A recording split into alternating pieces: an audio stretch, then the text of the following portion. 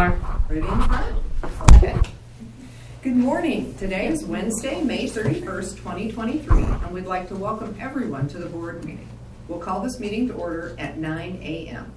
You can join today's board meeting via phone. Dial 971-254-3149, conference ID 736-023-979#.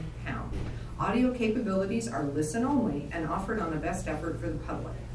Our meeting is also live streamed. You can join us by going online to tctvonline.com and click on live broadcasts. Before we get started, I'd like to remind everyone to mute their phone. You can do this by pressing *6. Please unmute your phone when your agenda item is ready to be discussed. For those joining via computer, please unmute your microphone and turn on your camera when your agenda item is called. All others must remain muted with their cameras turned off. Thank you. Those intending to provide public comment to the board may attend in person or email submissions to publiccomments@co.tillamook.or.us. Public comments received by 12 p.m. on Tuesday will be distributed to the board, posted online before the meeting, and become part of the public record. You may also provide public comment virtually by registering ahead of time. To register, please email publiccomments@co.tillamook.or.us by 12 p.m. on the Tuesday prior to the board meeting.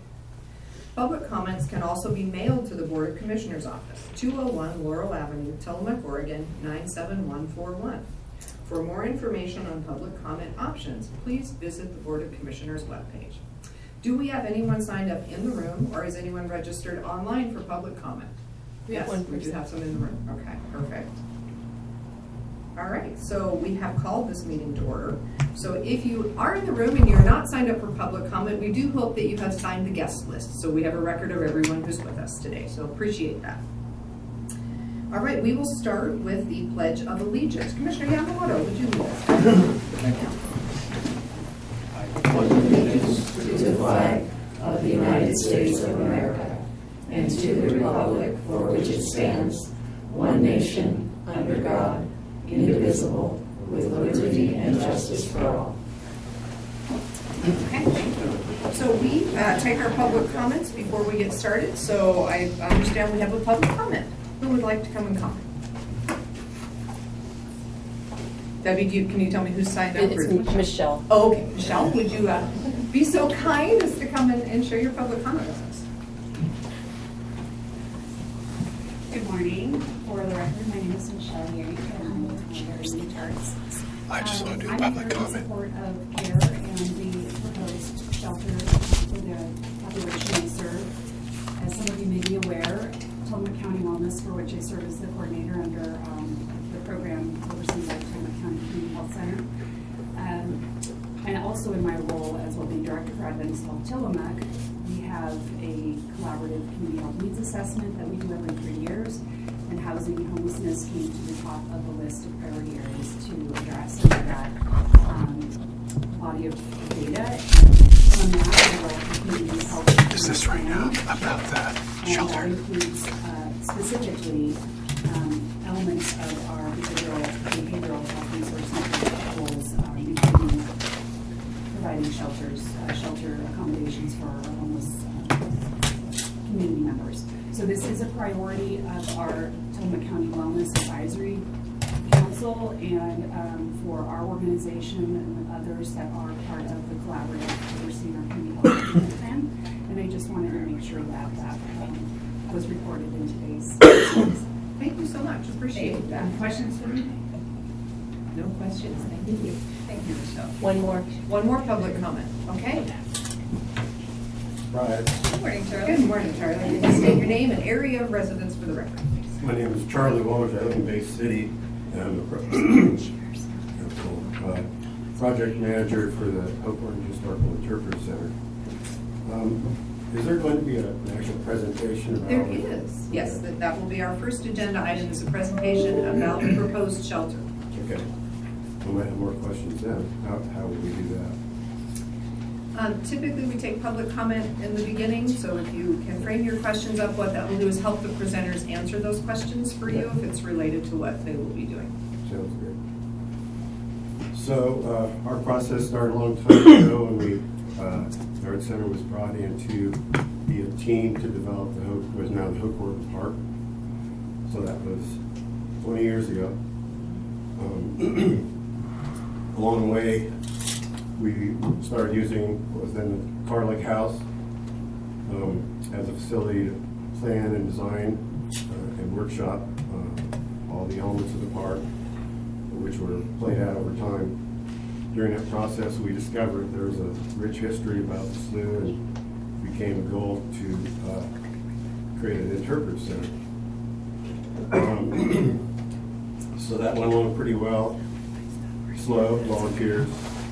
In the end, run by the Art Center, kind of the last nonprofit standing after the park was developed. It sped up really fast when it was determined that the house had to go in order to make the parking lot for the Highway 6 interchange. So that's when we first applied for funding and got some funding from Tillamook Urban Renewal Agency to move the house. Bring this up because in that grant application, it was clear that the intent of the basement that was developed in the back of the house would be for educational purposes. Since then, we've gotten a grant to build a parking lot, and it was clear in that grant, and it was clear in the grant we're currently using from the Tillamook County Transit Lodging Tax, that education is a primary feature. So, alongside all that, we've had impact from homelessness. We've had messes, we've had window breaking, we've had break-in and residing and vandalism while residing there, and we've also had homeless people help us, never consistently, but if they show up and they want to work, we find something to do, and some of them are amazing workers, and you want them to come back, they don't. So in the end, we would really like for these people to have a chance, for them to get their needs met, and for a gradual decline in the sort of misery that we see around here. And I don't know if that would impact what happens on the property that we lease from the county. But I would hope so. Part of the documents, including education, is a vision plan, which includes the property that we have no control over. That's the way it is with vision plans. You don't just pull your cards when there's something that isn't clear cut. And with that in mind, we kind of think the vision plan might be, in terms of the property that we don't have control over, even more appropriate, because it's designed to create a sense of peace, a place where a person can have a quiet moment. It involves the technical aspect of placemaking and regrooming from invasive species to native species in kind of a Japanese garden mode. So we would like to offer our support in that sense, that we would help be able to continue with that, aligned with the prospects of the shelter area. One thing, though, is that the question we'd like to have answered is from school districts. If you know anything about Claire Thomas, he creates amazingly successful science programs. He did a time-lapse aerial photograph of Garibaldi now going into the Garibaldi boathouse. There'd be a steady stream of buses. And it would be no different for our area, because the science lab in the basement will be fully stocked. Kids will show up, usually small bus loads, 30, won't be like grand loads like out there. Load up their gear, go out and get their samples, come back, microscopes, everything in the basement. Extreme science learning, and this is so popular with any school. They take bus trips from all over the state to do this. So we would like to see that not hampered. So we would like questions answered from school districts about how what would they need to see, what kind of program is it that will make them feel secure in bringing their kids there. I think there are pretty direct answers and protocols for that. Another thing that would help would be, in the plan I saw, and I'll probably see more of today, most of the the houses were stretched out and coming close to the property line, and I'm sure this is all, in the works. But I would like to see more of a buffer on the west end of that development, where we could augment the sense of separation more by plantings and nature products than fences. Or some sort of intermingling and such. Also, it would make the pathway, which runs a few feet to the edge of the property that we don't have any control over, that will be the way 30 kids will be coming down and going to the basement. And so it would be nice if their line of sight and their impetus and excitement could be more towards what they're going to experience that day. There's no escaping reality, and maybe the school districts are clear on this, and it's an educational opportunity to explain what is happening in our culture via statements, a chance to explain to them their needs that are being met there, and a chance for kids to have a sober moment if they're going through difficulties. When you're having kids come, it's a shotgun approach. You don't know really who's having a hard time. And with a science program like that, you're trying to create opportunities where they get to rise above difficulties and step forward into something in their life. And you can see from those programs, there are kids who've gone to college on full rides by catching fire with these types of education. So in the end, we support this. In fact, we would like to have seen it down the Pulaski property, and maybe there's still a possibility for that. I'm assuming it's because of flooding. Probably flooded in 2006 and 96, so maybe every 10 years. So we'll do what we can to help, but we would like that question answered in lieu of the realities around the educational opinion of this and their protocols and needs for using a facility like that in the presence of probably a new situation for people to discuss. Homeless encampment in the heart of the city, an official facility that is meeting the needs of this issue. One of our board members is on the Potomac Family Counseling. He says that CARE does an excellent job with the camp that is out at Seventh-day Adventist, and he's confident that this will be run in a good way. So it'd be nice to meet all the needs here. Thank you, Charlie. I appreciate that. I appreciate your comments. Thanks for us to take into consideration. And I think that the care presentation will answer some of those this morning, and I think they can take a little extra care to address what you're talking about. So thank you. Thank you for being here today. Okay, were there any other public comments? Okay, not hearing any, we will jump right into our first agenda item, which is we're going to actually have a presentation from CARE to begin that is related to item number 5. So I'll go ahead and read item number 5, but then we will do the presentation related to it. So number 5 is the discussion and consideration of a lease agreement with Community Action Resource Enterprises, Inc., CARE, for county-owned real property located at Township 1 South, Range 9 West, Section 30 BC, tax lots 1200 and 1300, Tillamook, Oregon, for the use of a shelter program. And we have with us today Dusty Linnell, the chair of the CARE Board of Directors, and Nicole Vertner, Administrative Director of Business Development at Adventist Health Tillamook, also board member of CARE. Thank you. Good morning. Good morning. I think it looks like the presentation is being pulled up, so thank you for having us here. And I just want to take a moment to recognize all of the people in this room who are here to support this process that we are going through. So we're super excited, the community is super excited to finally be able to start moving forward. With that, we will just roll right into a presentation. Do you want to take a couple minutes to introduce CARE as an organization, just in case someone who's watching out there does not know about CARE? Absolutely. I assume that everybody knows, but there may be someone out there that isn't familiar. Yes, so I'm Dusty Linnell, for the record, board chair of CARE. And CARE provides a number of different services for the community, including services across the continuum of housing, from emergency services that help prevent people from being homeless or houseless through to sheltering services. We do operate a warming center during the winter, and we also operate a micro shelter that was mentioned earlier on First Street. And we also provide support for families through the Healthy Families Program, offering new parents supports and education that help promote health throughout the lifespan. Is there anything else I missed that you'd add? No, CARE does a lot as an anti-poverty organization for Tillamook County. Perfect, thank you.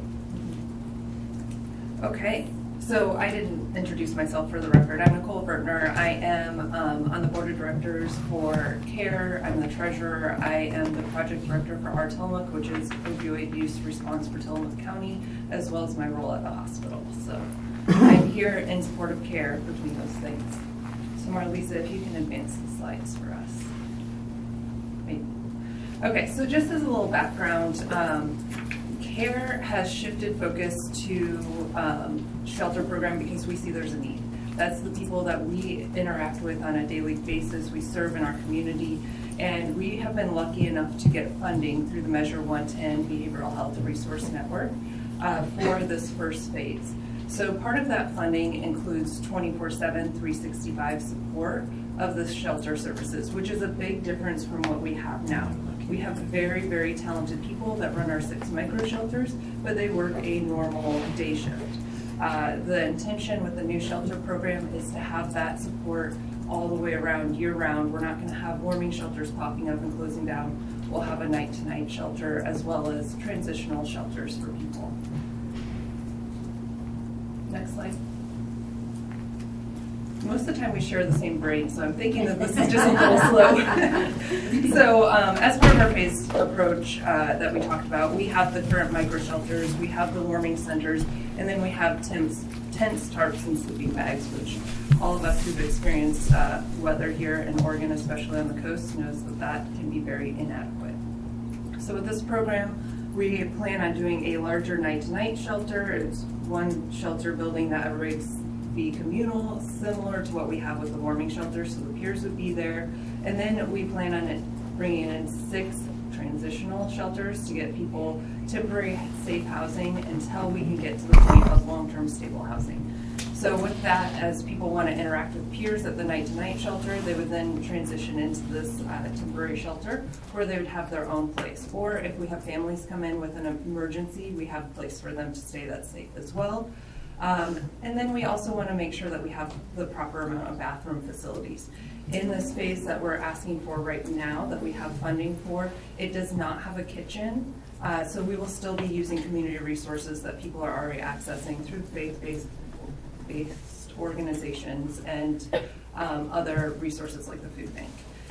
So then our third phase of this would actually be adding more shelters, doing a navigation center, which is a building that CARE already owns. We plan to remodel that, and it would include a kitchen, additional bathrooms, workspaces for internet, and then that would also be a place for the peers to interact and help people even that much more with supported employment. In the phase that we're talking about to start this year, we will have supported employment in peers, but we won't have necessarily computer stations for everybody to sit down and spend, hours, if that's what it takes, applying to all these different jobs. We'll have that in the last phase, as well as additional bathroom facilities, laundry facilities, all of that. So really trying to meet the needs of the amount of people that are experiencing homelessness right now. Next slide. Okay, so we are currently looking at a company called Pallet, and the reason that they are so known to us is because other areas across Oregon, Washington, California, the coast are using these and having really good success for the longevity of them. So I do have a couple pictures of kind of what Pallet looks like. I've actually been out and toured some shelter projects that Pallet has put together and talked to residents that live there. They feel very supported. They feel like they have all the amenities they need. They feel like they are treated fairly by having these temporary shelters. Next slide. So this would be the bathroom facilities. We will have both of these, even on this phase that starts this year. We'll have one ADA bathroom, which also has a half bath next to it, and then another shelter that has 2 full bathrooms in it, but they're not quite as big. Next slide. And then this is what the bunks would look like. There is a smaller shelter unit that we're looking at getting 4 of that can house 2 people, but primarily would be set up to house 1 because we're experiencing more single individuals. And then there will be 2 larger shelters, which actually can have 4 bunks in it. They have a double bunk, like bunk bed setup, but easily houses 2 comfortably, 4 if needed, especially if there's small children involved. Next slide. This is what the community room or the night-to-night sleeping would look like. So it'd be very similar to the shelter or to the warming shelter where we have mats and cots and things like that set up for meeting the number of people needed. Next slide. So yeah, one of the hardest things that took a very long time is figuring out what is the right space for people to get the services they need and have a shelter location. How do we figure that out? Where is it right for our community? And we kept coming back to people are already sleeping in tents next to care. We have a lot of services in that area between meal sites, the bus depot, care services. We had talked about out closer to the jail, so as people are transitioning out of jail, if that is a place they're transitioning from, they would have immediate services there.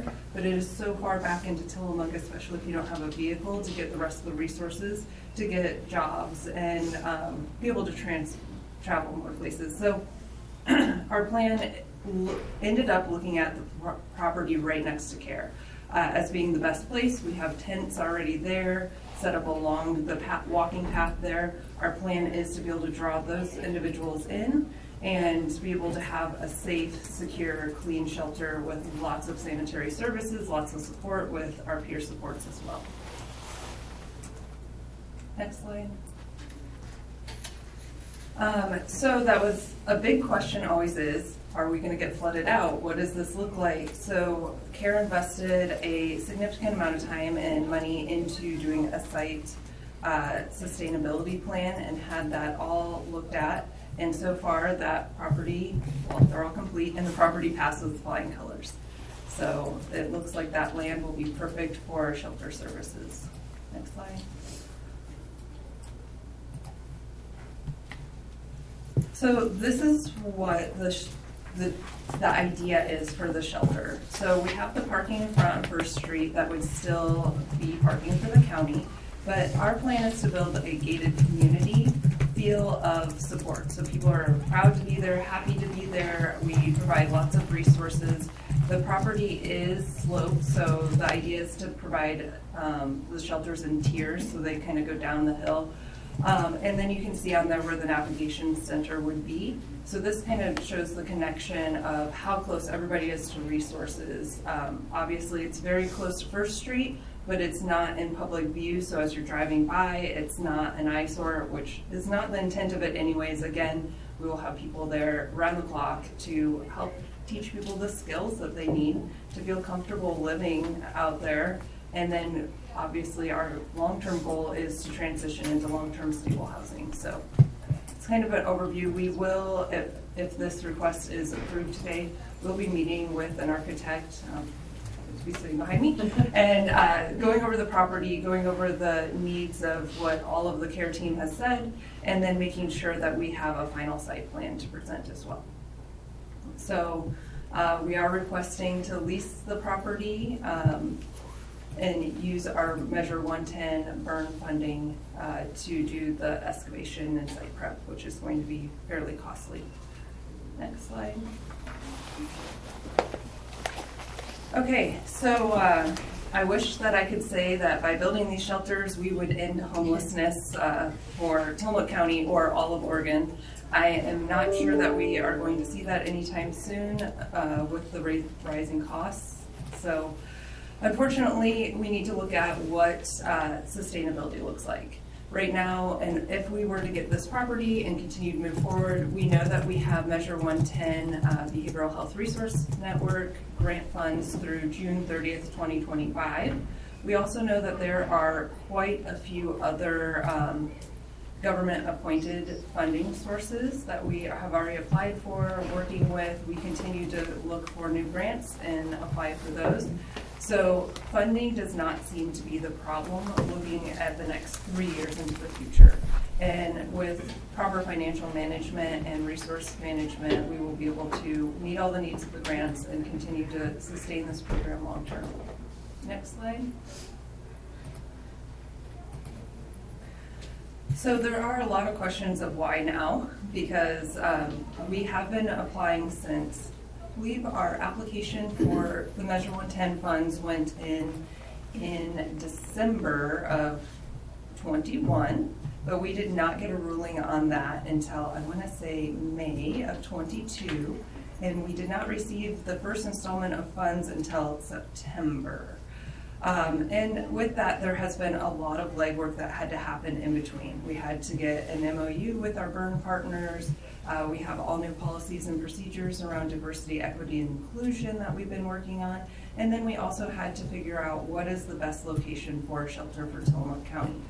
So that kind of just led us to now. You know, it takes time to get all of those things done. And then right now we have a lot of support through different House bills that make it a smart time to invest into shelters for the community, for our county, for CARE itself.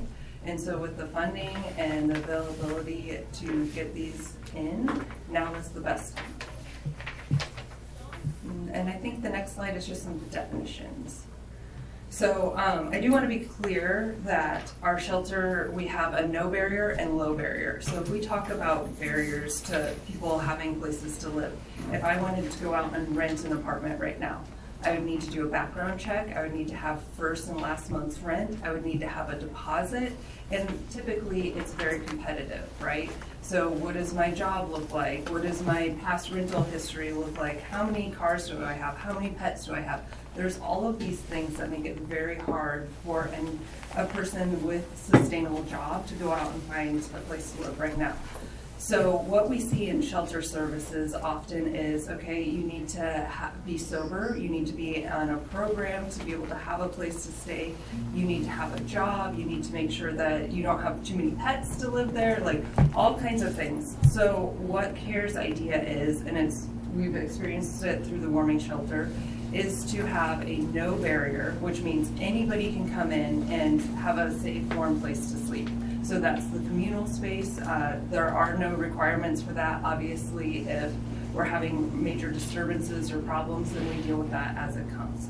But we haven't been experiencing that at the warming shelters, and we don't think that we're going to experience that with this. So people are very happy to work together to have a safe, warm place to sleep, food that comes along with that. So that's the no barrier part. They can come in night to night. If they come in and they say, hey, I want to be part of this program, I want to get stable long-term housing, how can you help me with that? Then we start working with the system, with our peers, and make sure people have driver's license, they have a social security card, birth certificate, like all of the things that we typically take for granted that takes a lot of time and energy to get, our peers will be there to help support that.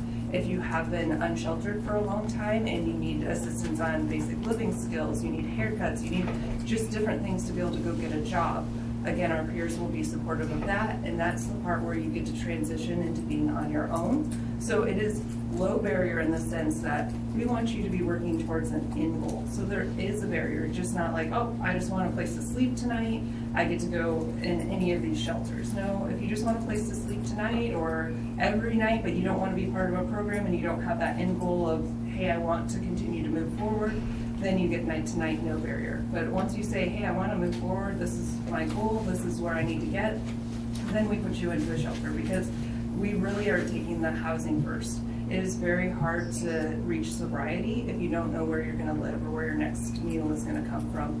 So we're trying to make sure that people are supported with their basic needs, and then through peer support and community support, we're going to continue to help them achieve the goals that they've identified that are right for them. So that's the difference between no barrier and low barrier. High barrier, a lot of times we see that in our community as, okay, you need to be sober, you have regular drug screening, you have to have a job, you need to follow all of these very strict rules, which is great. It works really well for a lot of people, but people that have been in homelessness for a long time or a long-term experience of that, it's often hard to go from, okay, I have a tent, tarp, and sleeping bag, to now all of a sudden I'm in a high barrier shelter and be successful in that. So this is where this is transitional. No barrier, night to night, and then, oh, I want to start moving to those goals, so we'll put you in low barrier transition. Oftentimes you'll want to move into a high barrier, like, okay, sobriety is my thing, I want to be into this long term, I'm going to move over to Helping Hands, and then from there you're still waiting for an apartment to open up. And so the whole plan is everybody works together to make sure people meet their goals. The other thing that's on here is substance use disorder, which is also called SUD when we talk about it. And so that's taking any type of substance. Most of the time they're mood altering or mind altering substances. So that completes this presentation. Thank you, appreciate that very much. And I'm gonna let my fellow commissioners ask questions. Everybody knows me well enough at this point to know that this is very close to my heart, and that my long-term affiliation with CARE has me have all the confidence in the world that I know this is gonna be an amazing opportunity to really provide the services that are needed to those who are currently experiencing homelessness. So I'll probably say more in a little bit. Chrishell, questions or concerns, things you'd like to talk about? Thank you very much for being here, and thanks for all the work that has gone into this to date. Obviously, you've been working on it for a long time. I think this is a really exciting, doesn't cover it, time for us to be moving into an action phase about what are we going to do to help homeless people in Tillamook County. I appreciate Michelle's comments earlier about how this impacts the health of our community. I appreciate that Charlie was here, and I hope that you were talking about you'll be meeting with Jim, and you'll come back before Jim Fanjoy, your architect, and you'll come back before with the final site plan. So I hope that Jim will meet with Charlie and incorporate some of Charlie's concerns about, yes, thank you, landscaping and et cetera. So I think that's really important, and the Cartilage House / I'm not remembering the new name of it, sorry Charlie, will be a great neighbor. And I think that it feels serendipitous, like all the pieces have come together, the funding and the property and this board and the timing is just lovely. And if you'll indulge me, I want to tell a brief personal story about homelessness. In my family, I come from a great big Irish American Catholic alcoholic family. Lots of us, lots of alcoholics.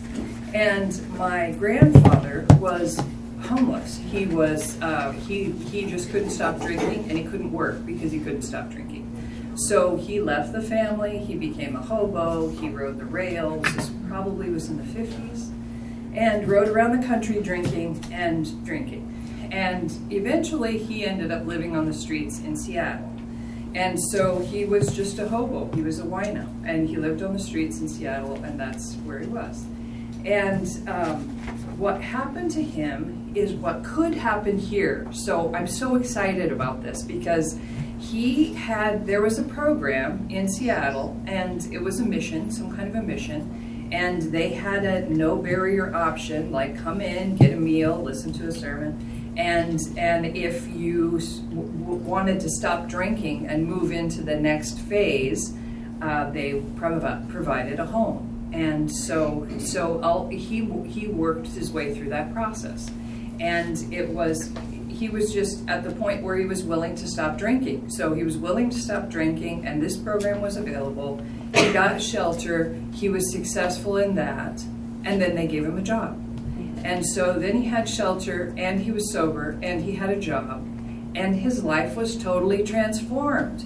So he was able to spend the rest of his life as a sober, upstanding, working person who, by the time he'd been sober a number of years, by the time I was born, so we always knew him sober, and he had a good life. You know, he had a good, sober, upstanding life as a productive member of society, and that's what it took for that that transition to happen. And then in my family, he was the first alcoholic to get sober, but his example enabled a lot of other alcoholics to get sober thereafter.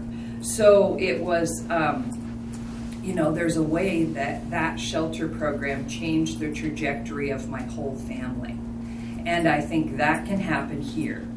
And so it's personal to me, and I know there are lots of other reasons that people are homeless, but I think a program like this has the ability to address a lot of those reasons. And so I'm just, it just feels like we're doing the right thing for the right reasons, and bravo. Thank you. Thank you. Thank you for being here. I know we met less than a month ago, and I expressed my support of this project, but I do have some grave concerns about this project at this point. Staffing from CARE is going to be one of those issues. The tree removal. So again, I'm looking at your drawings. I'm trying to picture what's going to go on back here. Or will all or most of those trees be removed from the site? The plan that I've seen, just looking at this preliminary, is trees over 12 inches wide. The intention is to keep them. So we still want trees. So this board is extremely concerned, and rightfully so, about process. And one of the issues that I see currently is the process that we have taken to get to this point. I'm not sure why we are in such a hurry to make these decisions. Public process is a huge part of the concerns of this board. The press release, the first press release that was released late last week. It hasn't even been in print anywhere in this county. I looked in the Headlight Herald yesterday. Was not there. Is there a plan for fencing on the property between our parking lot, our public parking lot, our personnel parking lot, and this area? And what type of fencing is that going to be? Yes. So I think those are all really great questions. And it's been one that CARE has struggled with, right? Do you put the cart before the horse or the horse before the cart? So without property, it's been really hard, so that's why you have preliminary plans. The plan is to build a gated community look, so upscale fencing, upscale things, so people who live there feel really proud of where they live, as well as people who are in the community don't feel like it's an eyesore that's living over there, right? We want people both in the community and both who live there to feel really happy with their surroundings. So absolutely, I don't have the plan yet because, again, we're waiting for board approval to say, do we invest more time and energy into an architect to figure out exactly which tree stays or where the fencing is and the type of fencing? All of that is based on whether we get the property or not. So it's been really a challenge. The same thing with our community discussions. I went out and talked to a ton of people and they've asked, like, why haven't we had more community discussion? Because we don't even know for sure that we have a place solidified to put this. So it's really hard to invest a whole bunch of people's time into something that may not come to fruition. So that's really the delay on a lot of this. I appreciate that discussion very much. So what you're asking for here is almost a 50-year lease. And that concerns me without having, this is a big project. It is a big project. And yet for us, for the county to give you a 50-year lease without seeing plans and things for the property, again, is very difficult. And again, without the appropriate public announcements so that we can get people from the community to come before us. I mean, I appreciate this very much, and I think I know where all these people came from, and that's great. I appreciate everyone being here. We do have another program, Helping Hands, out of the port. I think they're doing a great job. Are these individual shelters, are they going to be heated? Yes.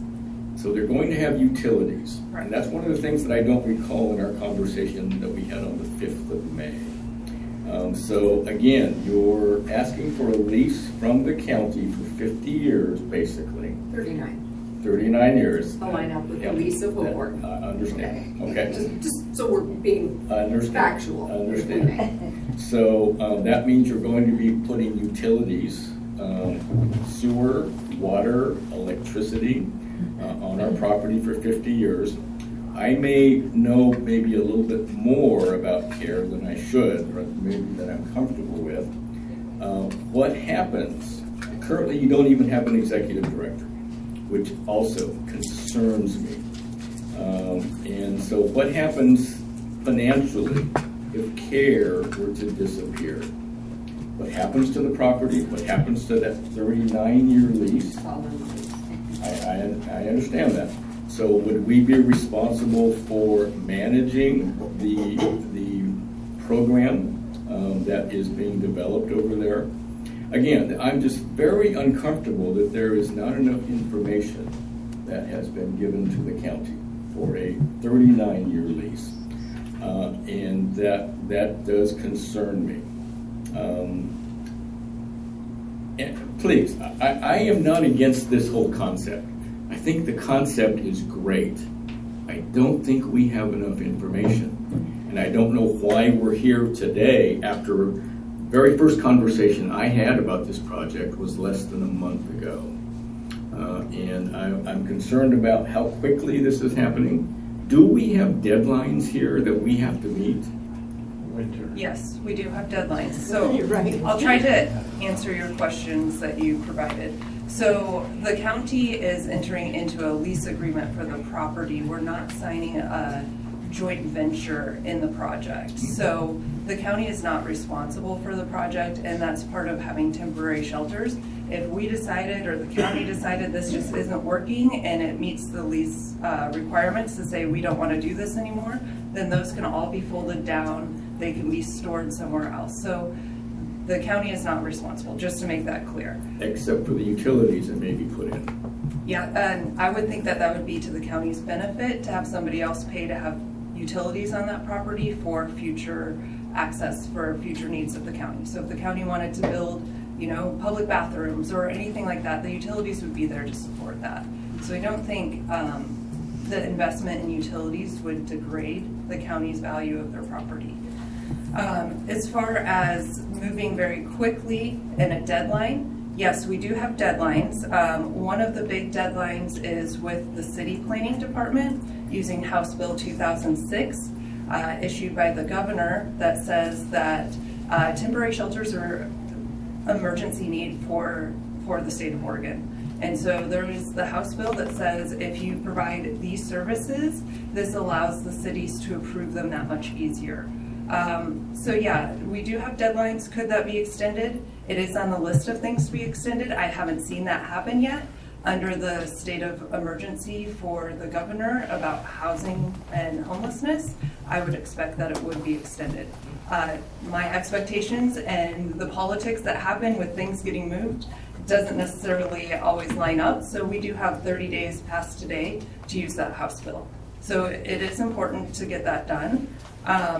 I would be very interested, because I did reach out to every contact that you asked, and I provided that information to you in an email, on which areas I have missed, because I really worked hard and contacted a lot of people and made sure that the people that you suggested were included in this information. So if you see areas I'm missing, I'm happy to reach out. I continue to have these conversations with people.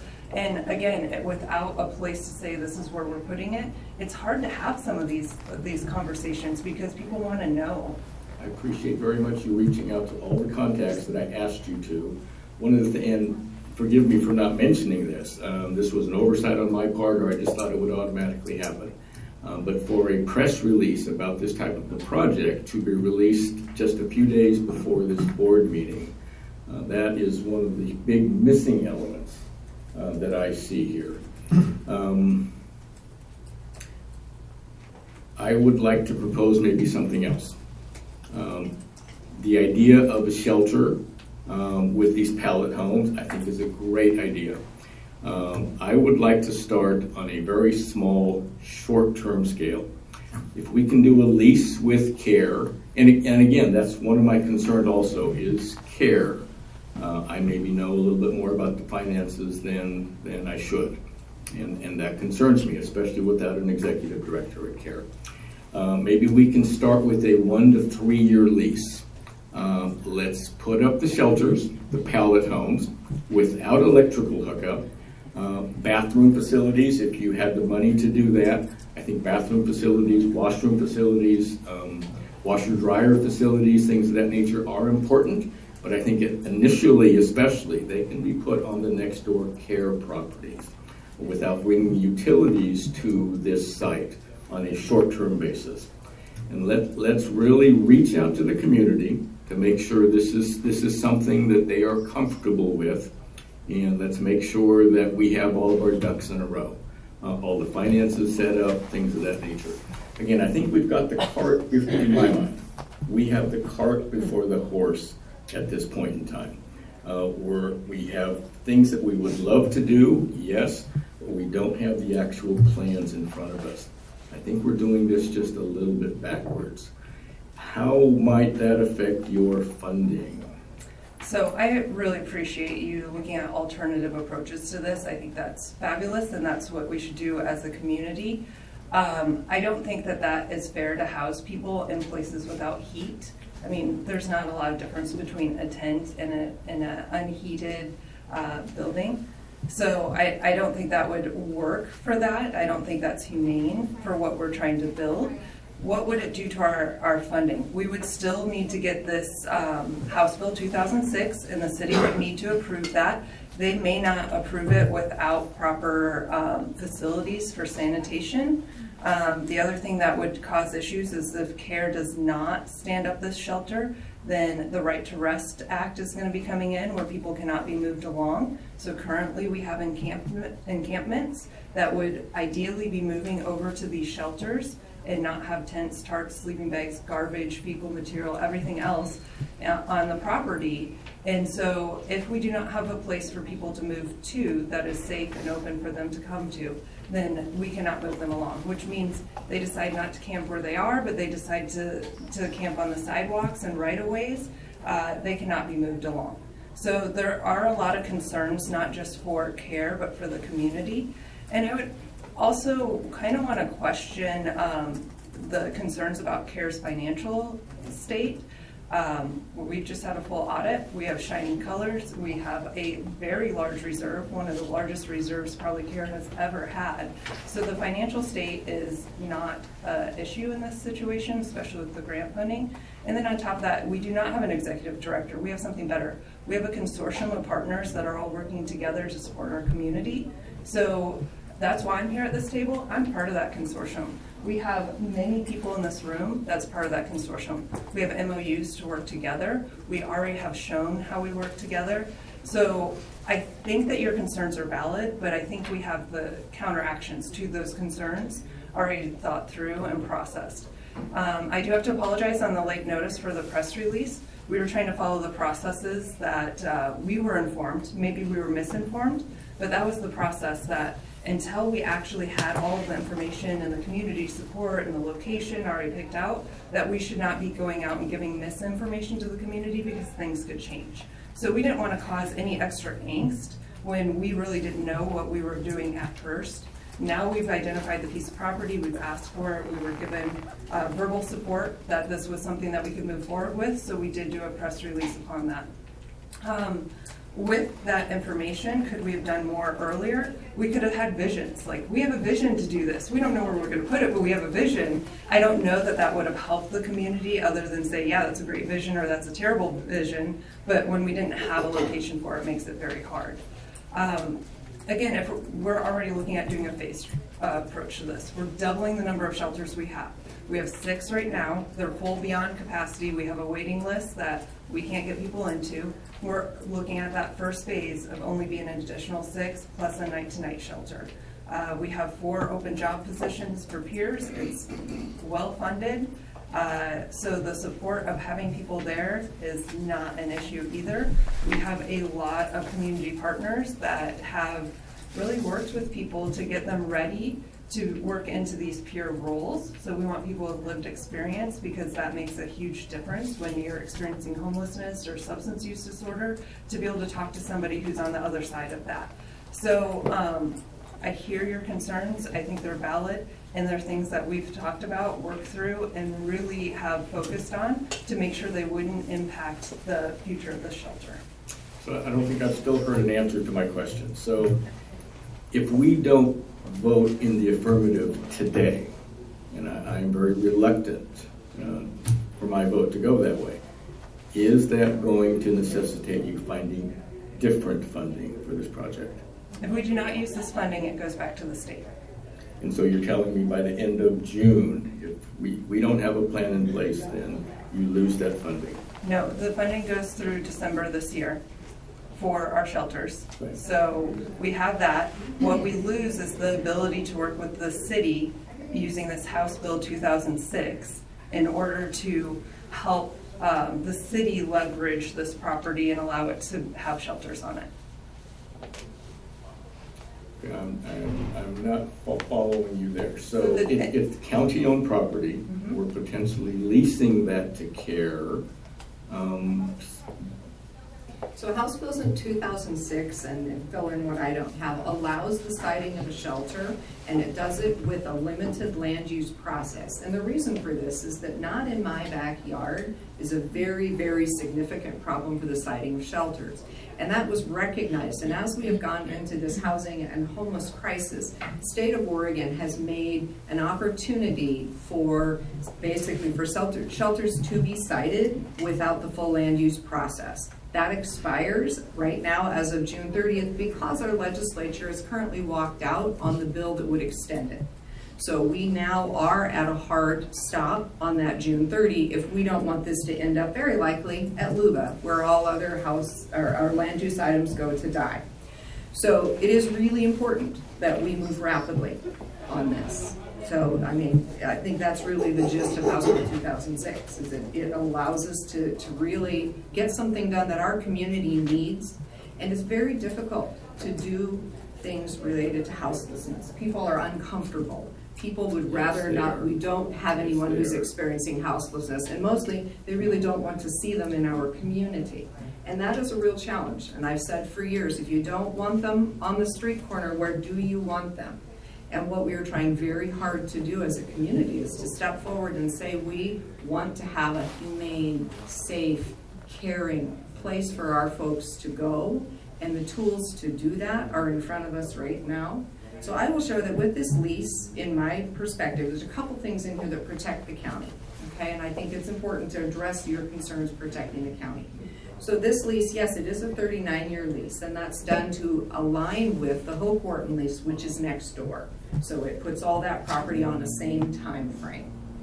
This lease only allows CARE to have a shelter there, and it requires CARE to continuously operate that shelter there with the proper sanitation, the proper supervision, all the things that you're concerned about. If any of those fail, that is a default on the lease, and that shelter will go away if it is not well operated. So we have protected ourselves by making sure that it has to follow all those rules. We also have protected ourselves in terms of how it will be built. In the lease, it very clearly states that before anything can be built on that piece of property, it must receive county approval of the full plan. So once this lease is signed, which gives them the certainty to go forward and spend more money on the property with an architect, they will put together the full plan. That full plan has to come back to the county for approval before anything gets built. So we have built-in checkpoints into this lease to make sure that it still stays within what we see is a good plan, a good approach, and is operated well. So from my perspective, time is of the essence. This is not something that we want to wait for, and you can throw it out to the community for lots of input and all of those things, but at the end of the day, this is a very challenging issue, and my concern is what you do is you stir up more anger, frustration, more NIMBY, and at some point, we need to take a stand as a county that says we support our residents that are experiencing houselessness, and we want to create for them a safe space, and that we will move forward to do the right thing. So I at this point feel like the safeguards are built into the lease. If they are unable to bring this to fruition, that lease is on default, it comes back to us, we can begin again. But, you know, that's my perspective, and I'm ready to move forward today. So I think, Commissioner Bell, I would, you know, defer to you, ask if you are feeling that we would move forward today. May I If not, respond to your then comments, we'll go deeper and deeper, or May I we'll pass respond it. to your comments, please? You can respond. Thank you. So my first concern in this process is, as I explained at the very first, this board has been extremely concerned about process. We are bypassing our number one concern. I understand the need, I understand the wishes of Commissioner Scarr, possibly Commissioner Bell. But again, this issue is more than about the homelessness issue. This is about the process that this board is so concerned about. And I understand the issues here, I do. This is something that I want to have happen. But again, I would like to see it in a much more directed, phased approach.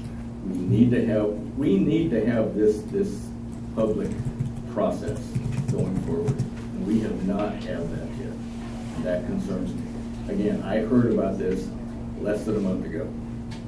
And it hasn't gone as this board has always said things need to go. It has to be a full public process. We have not gotten there.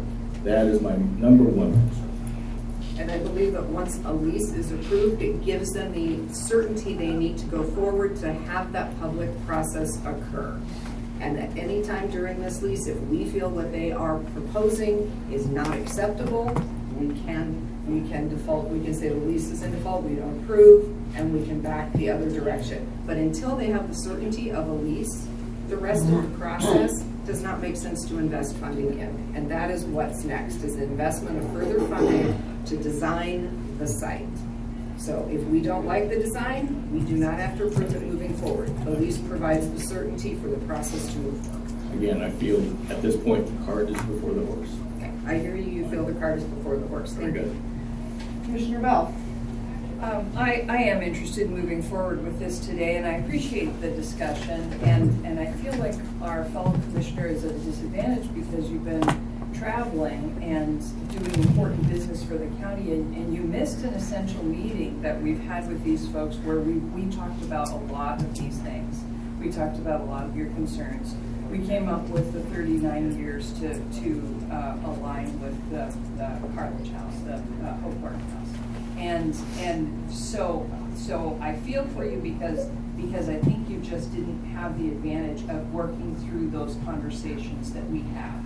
And we asked Bill to work on the lease and build into the lease the protections for the county. So I think we're actually at the place where you would like to be, but you just missed the conversation, and I'm sorry about that. Thank you for that. With that, is there a motion to approve the lease? Or could I just say on the length of the lease, I was involved with the drafting and preparation of Carledge House lease, and it is a long term. I can't remember if that was to help the folks from the Bay City Arts Center to make sure they could get funding off into the future. And the only other lease that we have that I'm aware of that has such a long term is the lease with the hospital. They didn't get a long-term lease with us because it gives them that security and getting funding. So I think that was kind of the rationale for making it such a long lease. I know I generally don't wax philosophical, but I got to a little bit today because I spent many nights in the Carledge House as a youth, and believe me, I think Teague and the longtime county surveyor John Carledge, who lived there and worked there, would be supportive of something like this. There was a bit of a history of youths finding their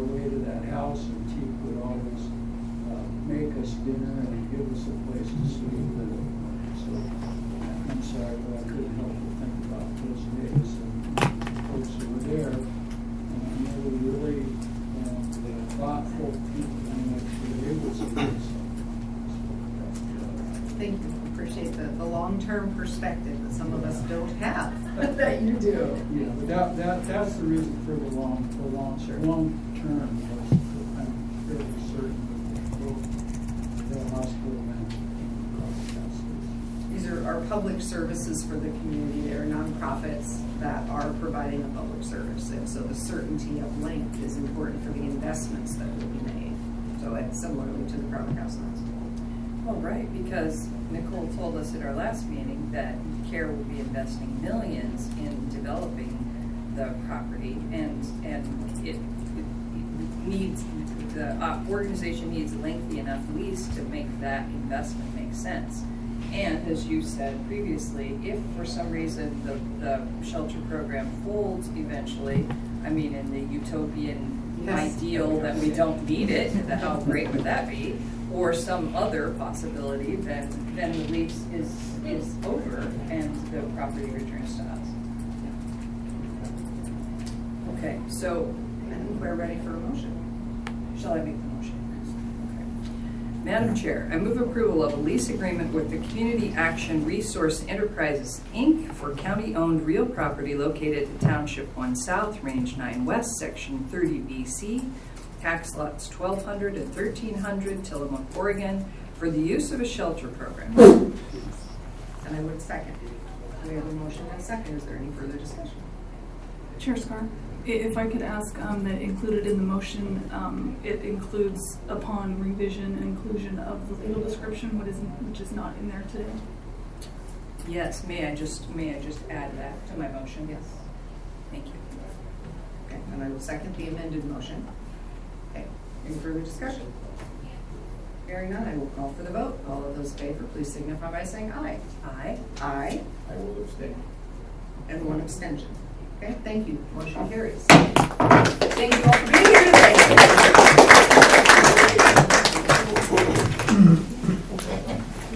Okay.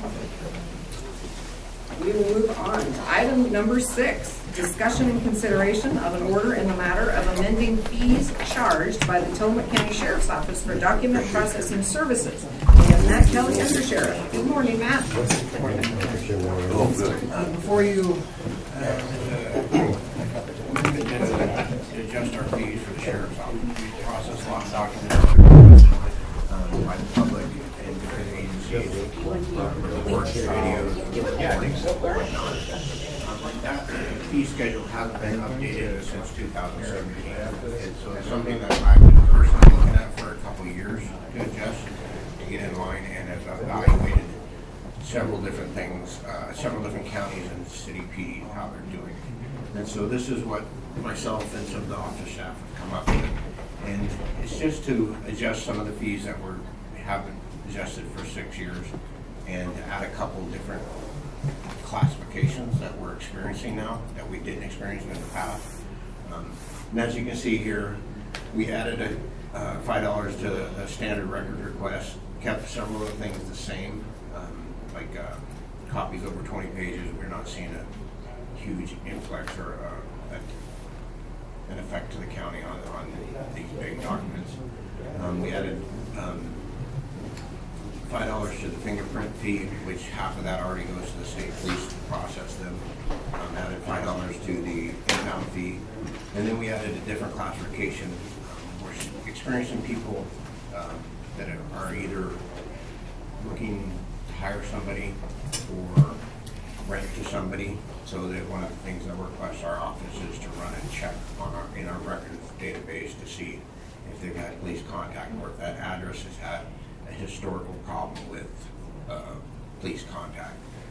So we're adding that classification because I think it's a reasonable expectation to request that to the public to know what, if they're going to buy a property, what's its history.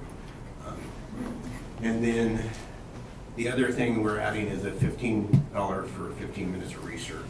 And that is just because of the stress that it puts on the admin people and office. People have a tendency to, last summer I came to the coast and I had this incident, and it was in June or July.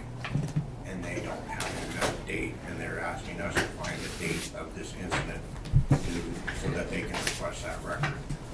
And it can be pretty labor intensive for the office staff to find that, and they do a really good job of actually finding it, but it does take a substantial amount of time for them to find the incident they're referring to, or a crash that occurred, and they need the documentation of the crash report. And it was a couple weekends ago, or so they have to spend time to research it. And then finally is the redaction of videos. And that's something that is accelerated in the last couple of years. We've had body cameras for several years in the sheriff's office.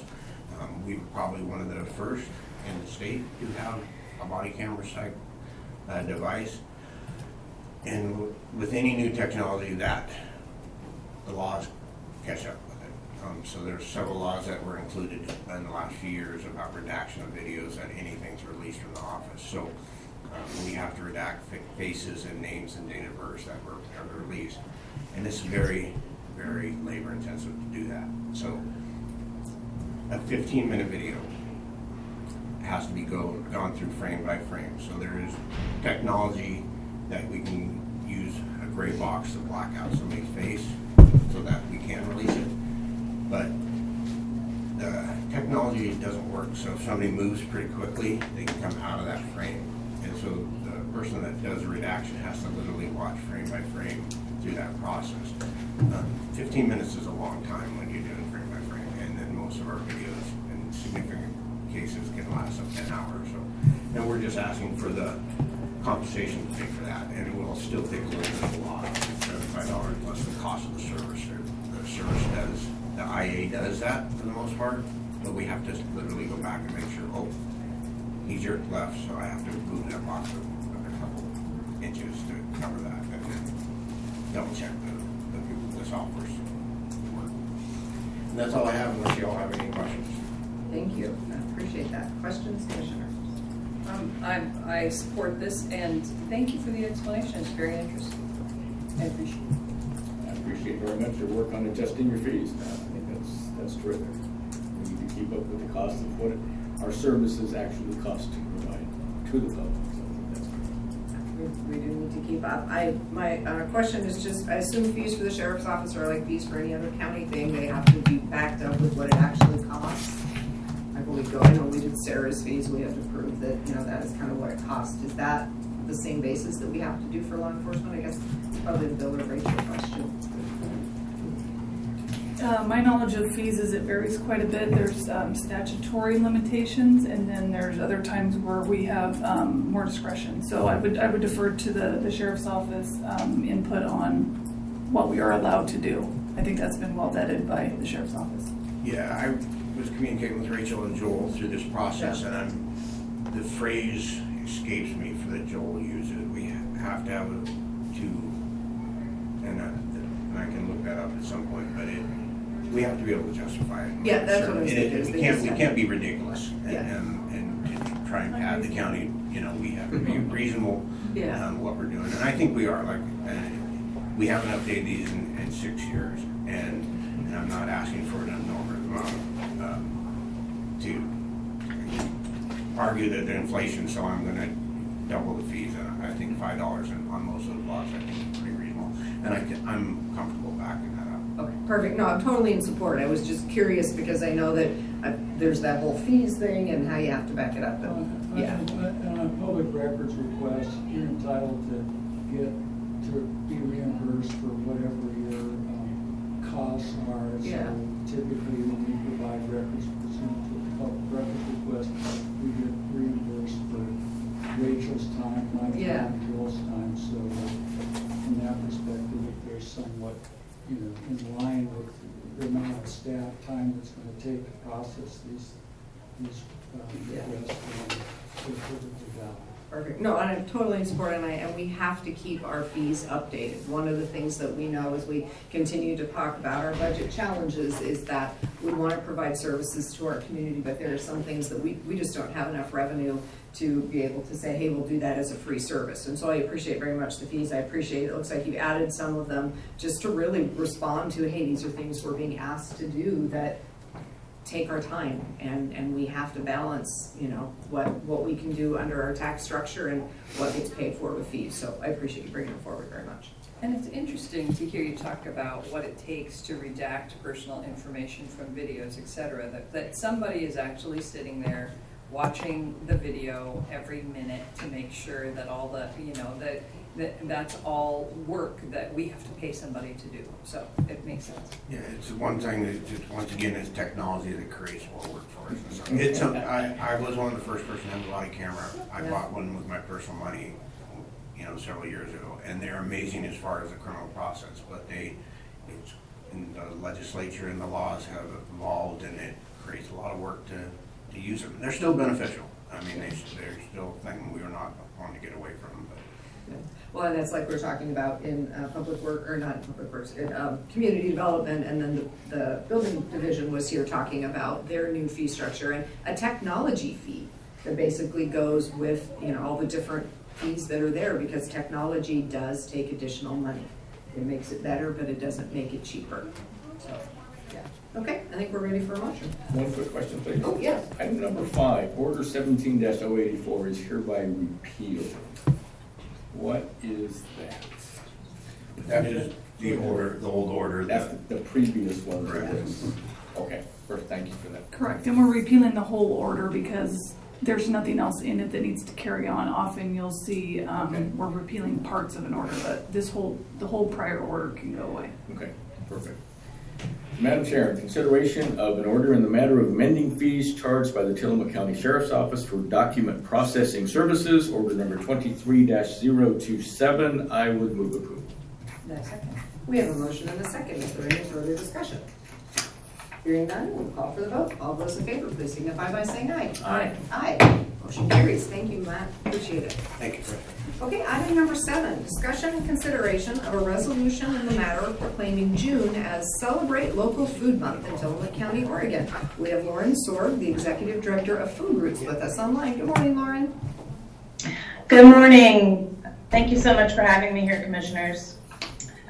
Yes, so just a brief introduction of our request.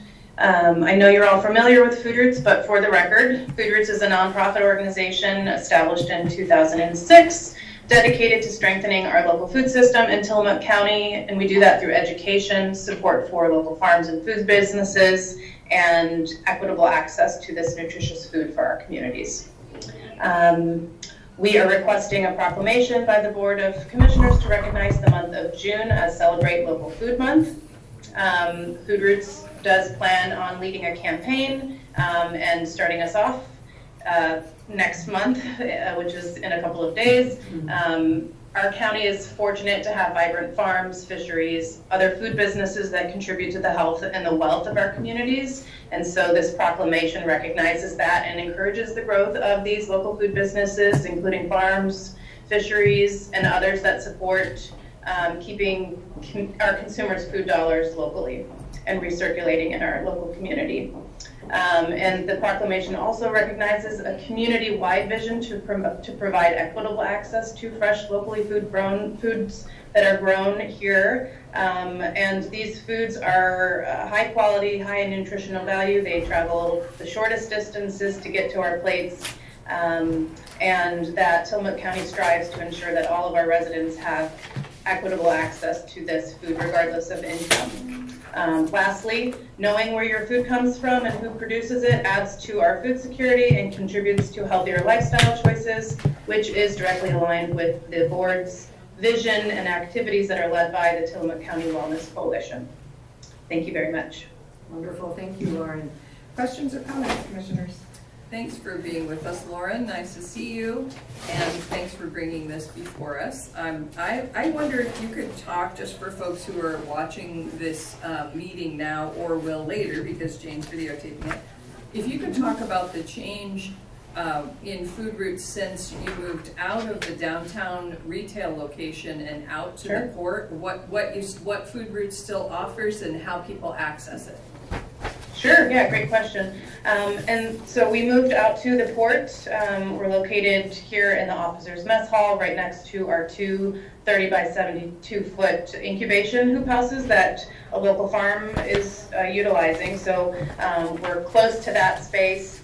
The only change in terms of our operations is our marketplace, which was originally started as a brick and mortar on Main Street in 2008.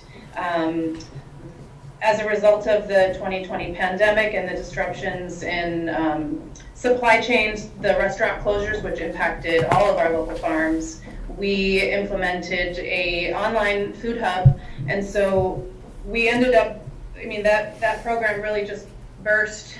We've got about 50 farms that are selling through Food Routes. So we help create the infrastructure and the markets to get this food to our community, and that includes direct consumers that want to buy from us, but as well as institutions.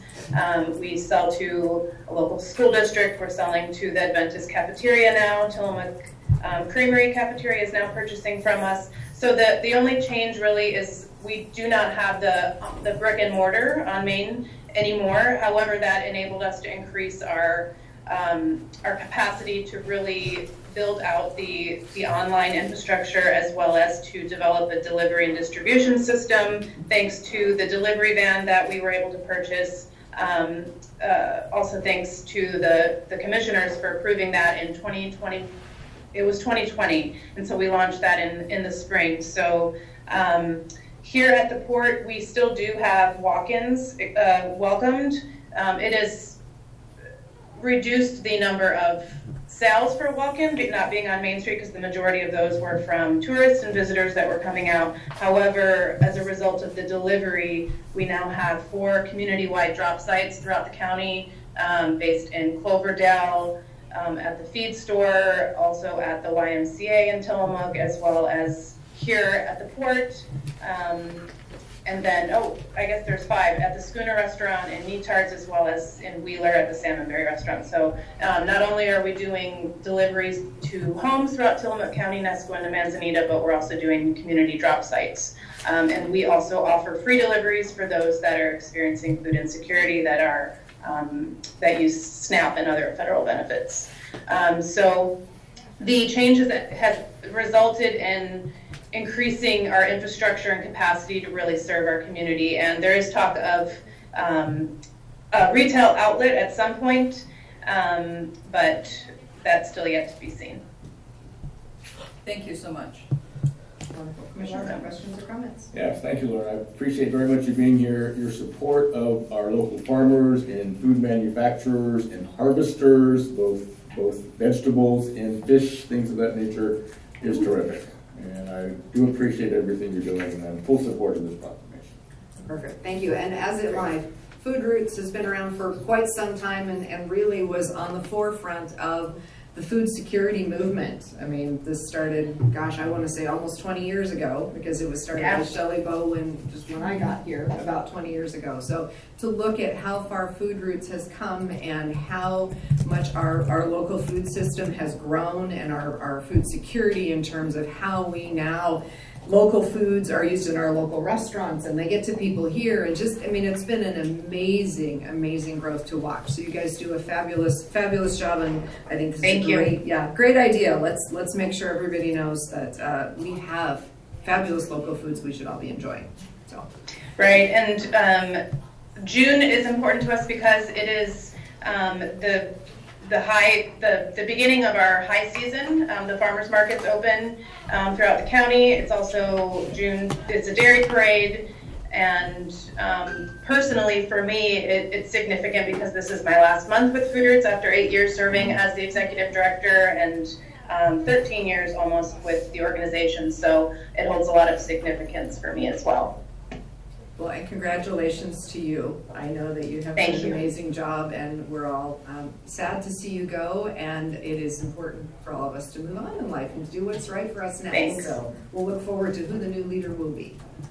Yes. Perfect. We have an interim director who starts with us on June 1st, Emily Porto, and I'm sure we'll have opportunities for her to meet with you all. And the board at Food Roots is working with Emily as well as our staff leadership to continually, as you all know, the difficulties in bringing in executive directors in our rural community, housing, all of the above. So we'll have a permanent person in place at some point soon as well. Thank you, appreciate that.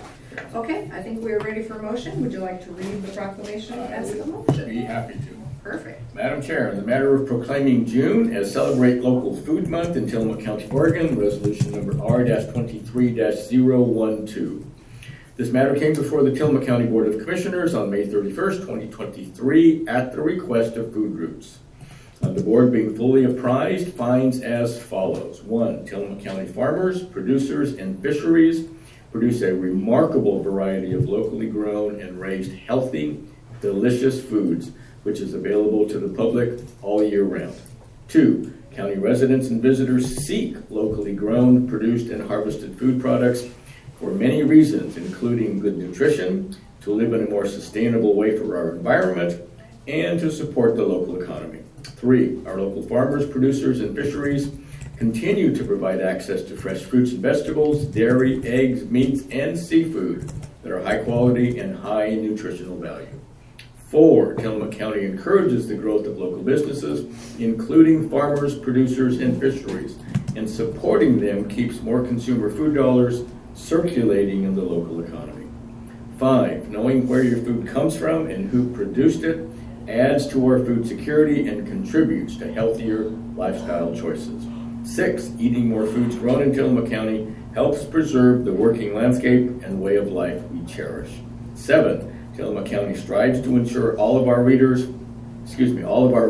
have access to healthy local food regardless of income. 8.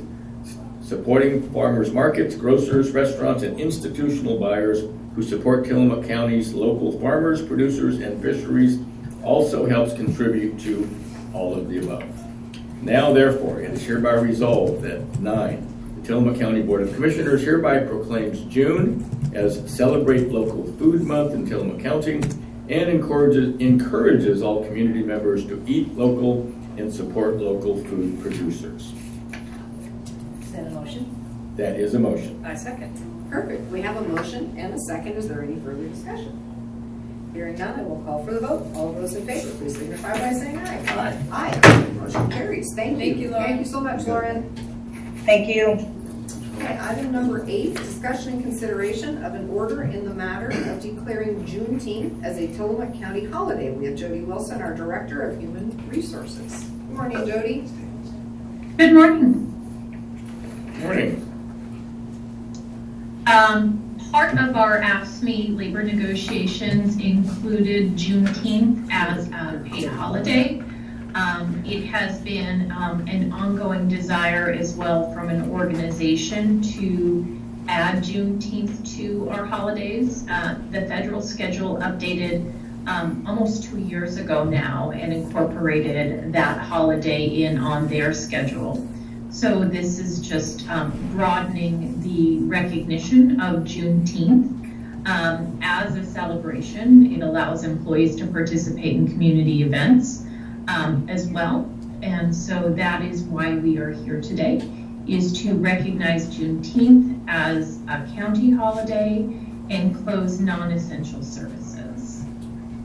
Thank you, Jody. Questions or concerns, commissioners?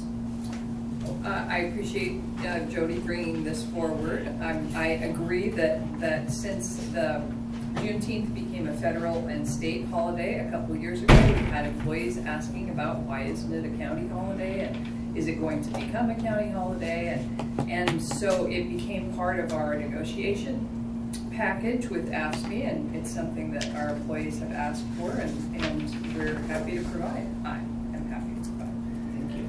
And I concur with that totally. This is something that was negotiated with our union, and actually applies to both unions, correct, Jody? So that is a very great clarification. There will be a forthcoming MOU from Teamsters that has not been signed yet. Many of the Teamsters work shift schedules and they receive in lieu of holiday, so that MOU as it comes forward will just broaden their accrual rate in lieu of holiday. When I mention those essential employees, those are often our law enforcement who are on patrol or in the jails who can't take a holiday. So we give them in lieu of holiday. So you will see another accrual or another MOU recognizing Teamsters for those. It's just not been signed by the unions yet. Perfect, thank you for that. Okay, perfect. Yes, I am absolutely in support. I think, you know, the intent behind Juneteenth is important, and marking the significance of recognizing the contributions of African Americans within our country's history. And I think that, you know, the world has really been moving forward in the last few years to try to increase our understanding of cultural diversity and how that plays through all of our history. So this is important. It's important not only because it is something that we bargained with our employees, but it is also something that is important in how we move forward in a diverse world. So, ready for a motion? Madam Chair, would you like me to read the proclamation? Yes. Perfect. Madam Chair, in the matter of declaring Juneteenth of each year a paid holiday for Tillamook County employees, order number 23-028. This matter came before the Tillamook County Board of Commissioners on May 31, 2023, at the request of Jody Wilson, Director, Human Resources Department. The Board of Commissioners, hereby being fully apprised, find as follows. 1. Juneteenth, also known as Emancipation Day or Freedom Day, commemorates the end of slavery in the United States and the emancipation of African American slaves. 2. Juneteenth is an important and significant day in American history, marking the end of a shameful chapter of our nation's past and the beginning of a new era of freedom and equality. 3. Recognizing Juneteenth as a county holiday is an important step in acknowledging the contributions of African Americans to our country's history and culture, and in promoting diversity, equity, and inclusion within our county government. 4. This order applies to elected and non-representative employees that are not covered by a collective bargaining agreement. Represented employees may refer to their collective bargaining agreement. Now, therefore, it is hereby ordered that the Tillamook County Board of County Commissioners declares Juneteenth a county holiday to be observed annually on the June 19th, beginning in 2023. 6. All county offices and departments shall be closed on Juneteenth, except for those offices and departments providing essential services, which shall remain open. 7. Non-represented employees shall be entitled to the same paid holiday leave on Juneteenth as they are on other county holidays. 8. This order shall take effect immediately upon its adoption. And that is a motion. I second. We have a motion and a second. Is there any further discussion? Hearing none, I will call for a vote. All those in favor, please signify by saying aye. Aye. Aye. Motion carries. Thank you, Jody. Thank you. Okay, number 9, discussion and consideration of a request for initiation of legislative text amendment process and enrollment, the 82nd Legislative Assembly 2023 regular session enrolled Senate Bill 644. Sarah Absher, Director of Community Development. Good morning, Commissioners. Good morning. Thank you very much. Good morning. Seems like I just saw you just last night. It's true, yes. We're on a good stretch of hearings and gosh. presentations, right? Yes, we are. Well, I'm very excited to share with you this morning that the legislature has passed Senate Bill 644, and we've been tracking this and waiting for this. And this is the bill that applies to the allowance of an accessory dwelling unit on rural residential zoned properties.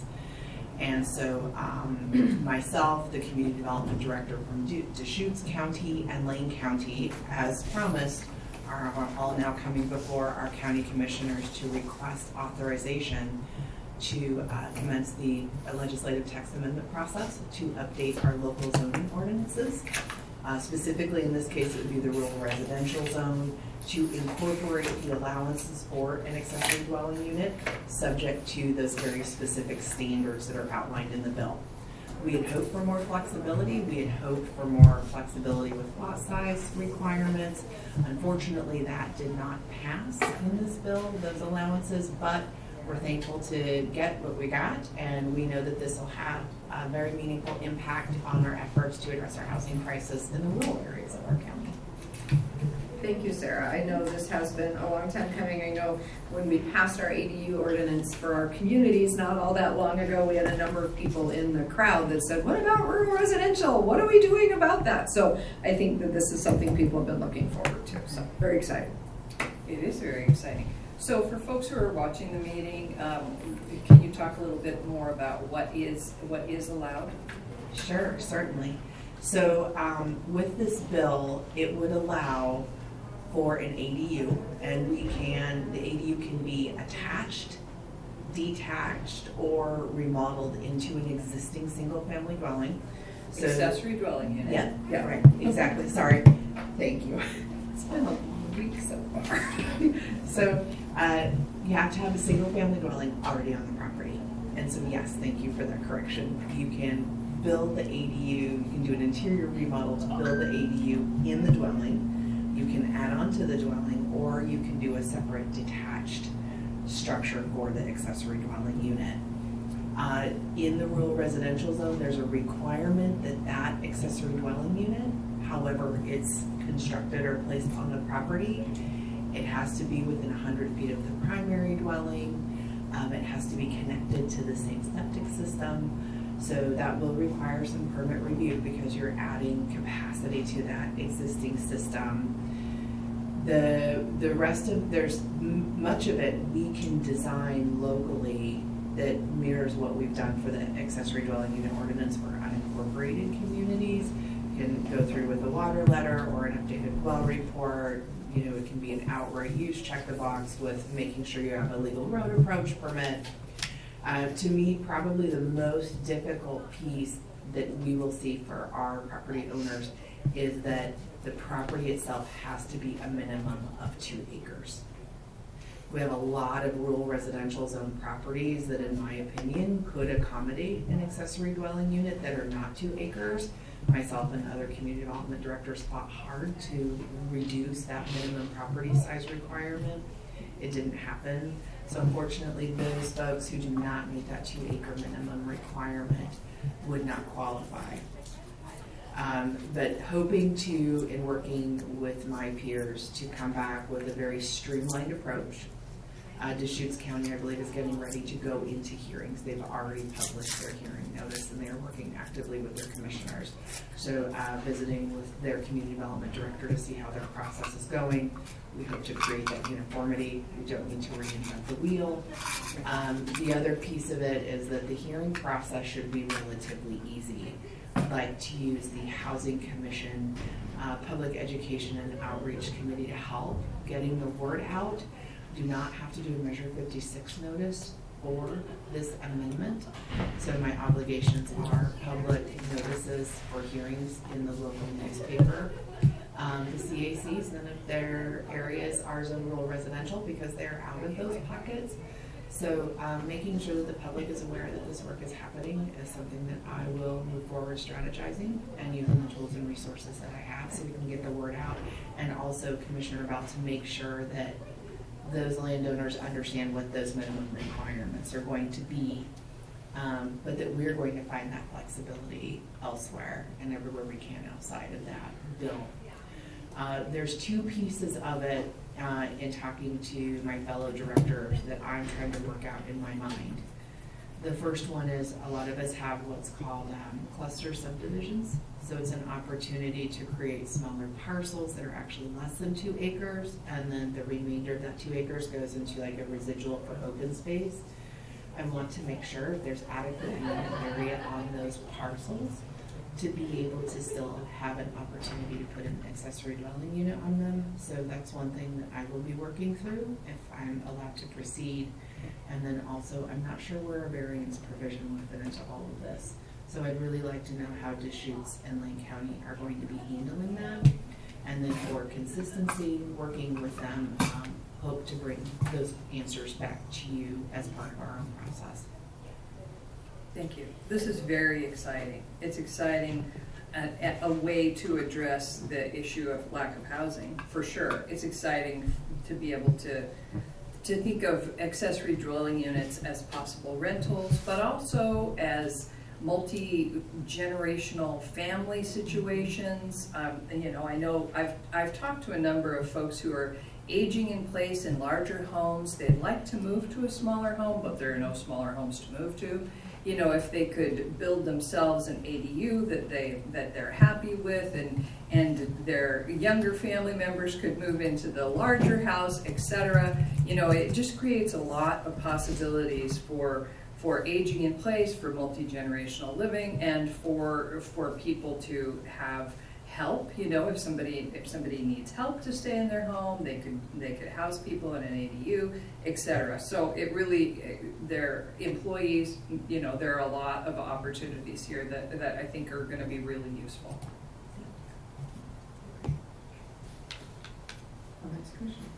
Yeah, this has been a long time coming, Sarah. I know you remember 15 years ago when I was chair of the Pacific City Woods CAC, that this was a real issue in Pacific City. My times have changed, so this is not the last piece, but one of the last pieces of ADUs in not only communities, in unincorporated communities, but now in rural residential areas. This is moving forward. It's unfortunate. I don't think we're going to see a lot of homes come out of this, but I think we will see some additional homes, which is going to be really helpful to Tillamook County. So thank you for your work on this.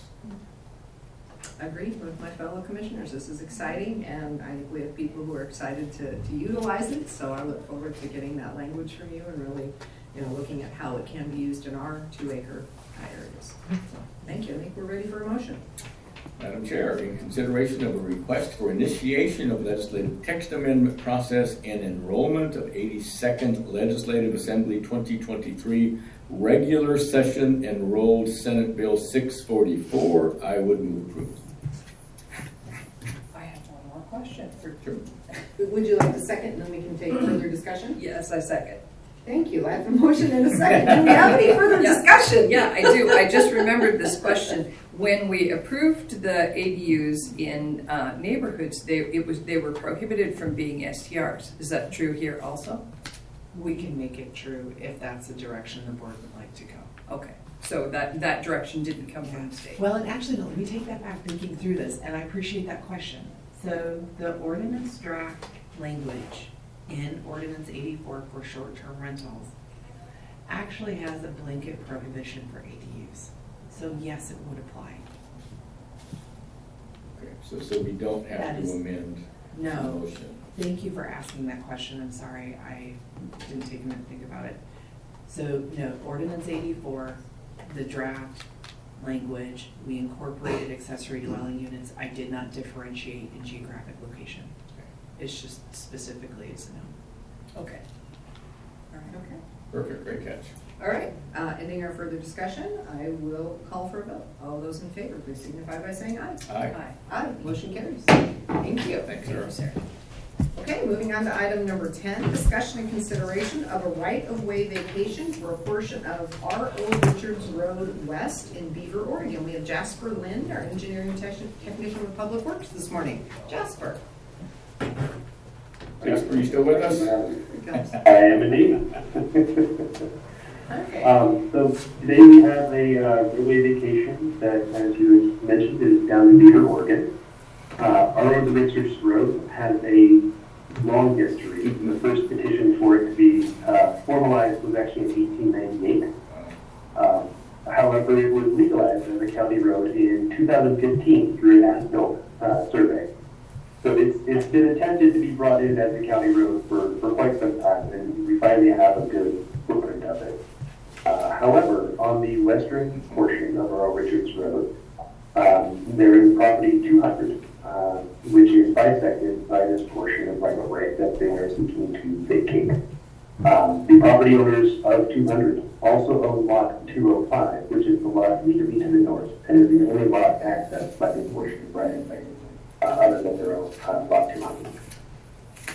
They are seeking to vacate it simply because it's become an issue for them with folks coming down to that particular property and then parking and looking to go down to the river, which involves crossing their private property and trespassing. And there's a number of folks that will drive down there looking for some sort of river access with their boats and trailers and end up trying to turn around in their yard. So for them, it's both an issue of security as well as the fact that they are the only property owners who have access through this legally to their property. There is a single utility that's within this right of way, and that would be the Beaver Water District. The property owners have already reached out to them and established a utility easement that's been accepted and recorded. That should be impacted as well. Our recommendation is for approval. However, we would want to make sure that Lot 205 retains legal access through Lot 200. So within the recommendation for approval, the last condition we placed in there was the two methods by which they can retain that legal access. Either through a partition plat, which would unify Lot 205 and Lot 200 into a singular property, or through the recording of a permanent easement through Lot 200 for the benefit of 205, just so that we don't leave any sort of issue for future resolution should those lots eventually obtain separate ownership. We want to make sure that we still retain that access possibility for Lot 205. The property owners have done a great deal of work in terms of doing legal descriptions by a licensed surveyor, establishing a survey of precisely where this footprint is they're seeking to vacate, as well as reaching out to the utilities to make sure that they will retain legal access to the infrastructure. As such, we recommend the board approval of this particular location of private right. If you have any questions, I'd be happy to address them. Thank you, Jasper. Questions, Commissioners? No questions. It's logical. I appreciate the thought that's gone into this, and if I were those folks, I wouldn't want people driving through my property and through my yard and in order to gain access to the river and turn their boats and trailers around in my yard either.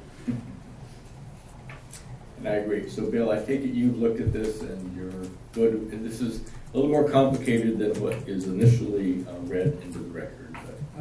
I already once today harkened back to bygone days, so I won't do it again, but I was part of the process when the road was legalized, and long way of saying, yeah, I'm fine with this.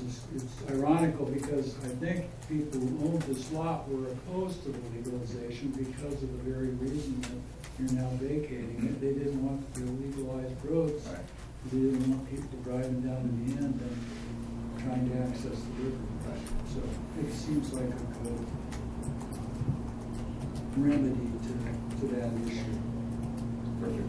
And Jasper, we appreciate all your work on this. And why is it you guys at Public Works have all these great backgrounds? Must be good hiring by our department.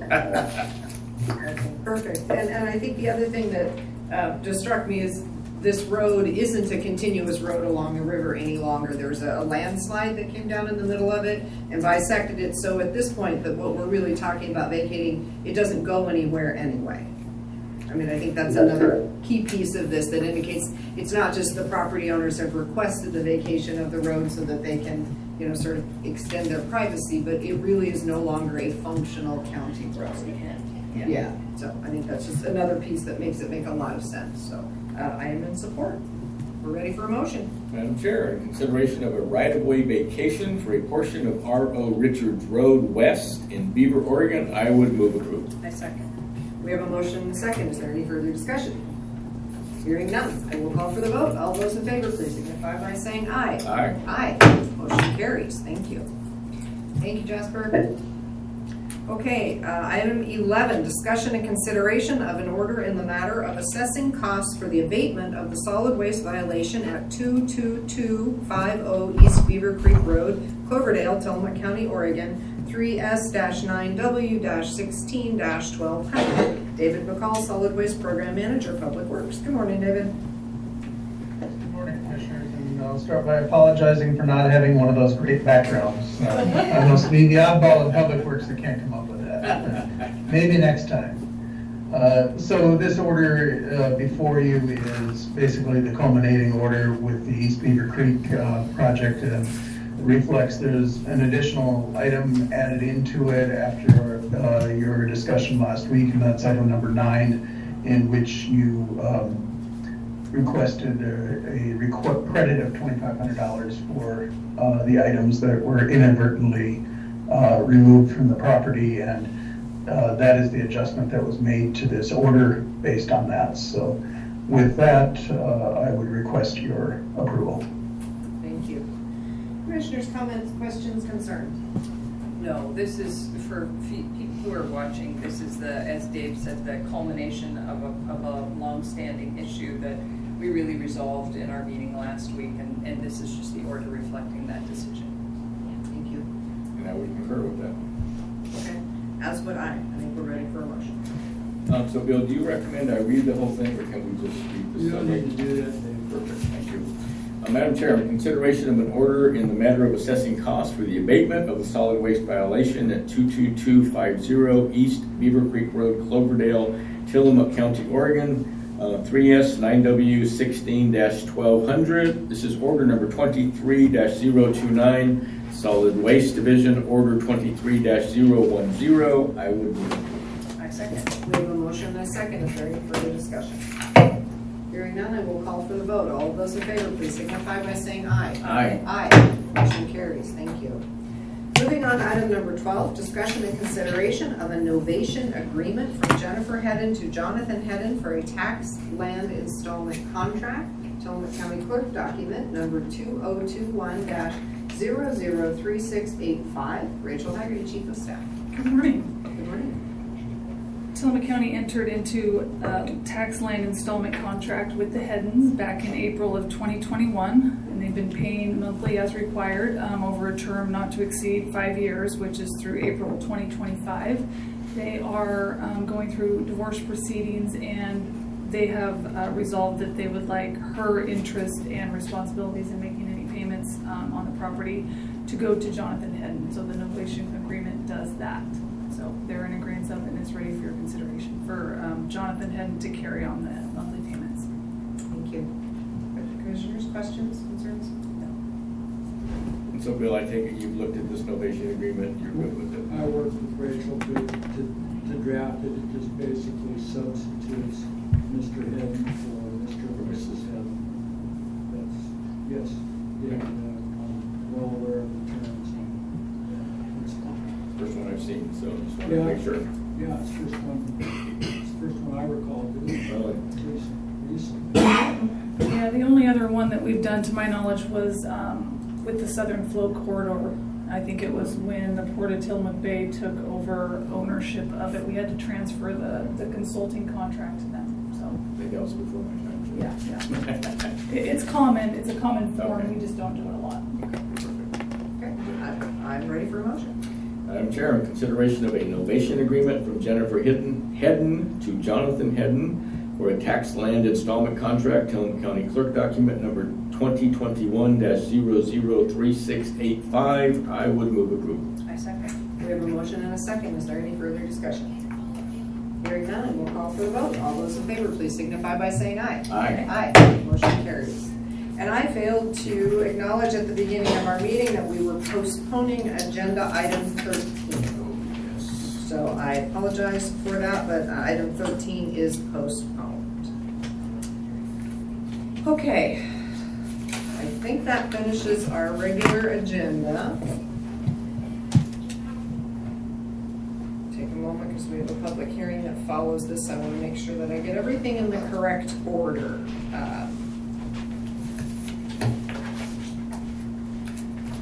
While you're reviewing, I'll thank these gentlemen for your patience.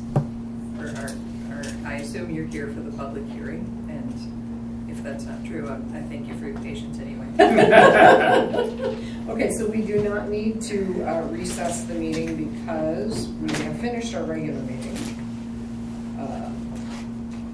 It's a 10 a.m. time certain. It's a 10 a.m. After time that, certain so- public hearing, so do I, logistical question, we have announcements, do I do announcements Yes. now and end our meeting, and then the public hearing will follow?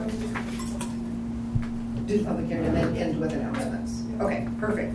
All right, with that being the case, then we will move on to item 14, which is the public hearing concerning a second addition to Avalon Heights, also referred to as Cougar Ridge subdivision, a 58-lot subdivision on a property located within the unincorporated community of Oceanside.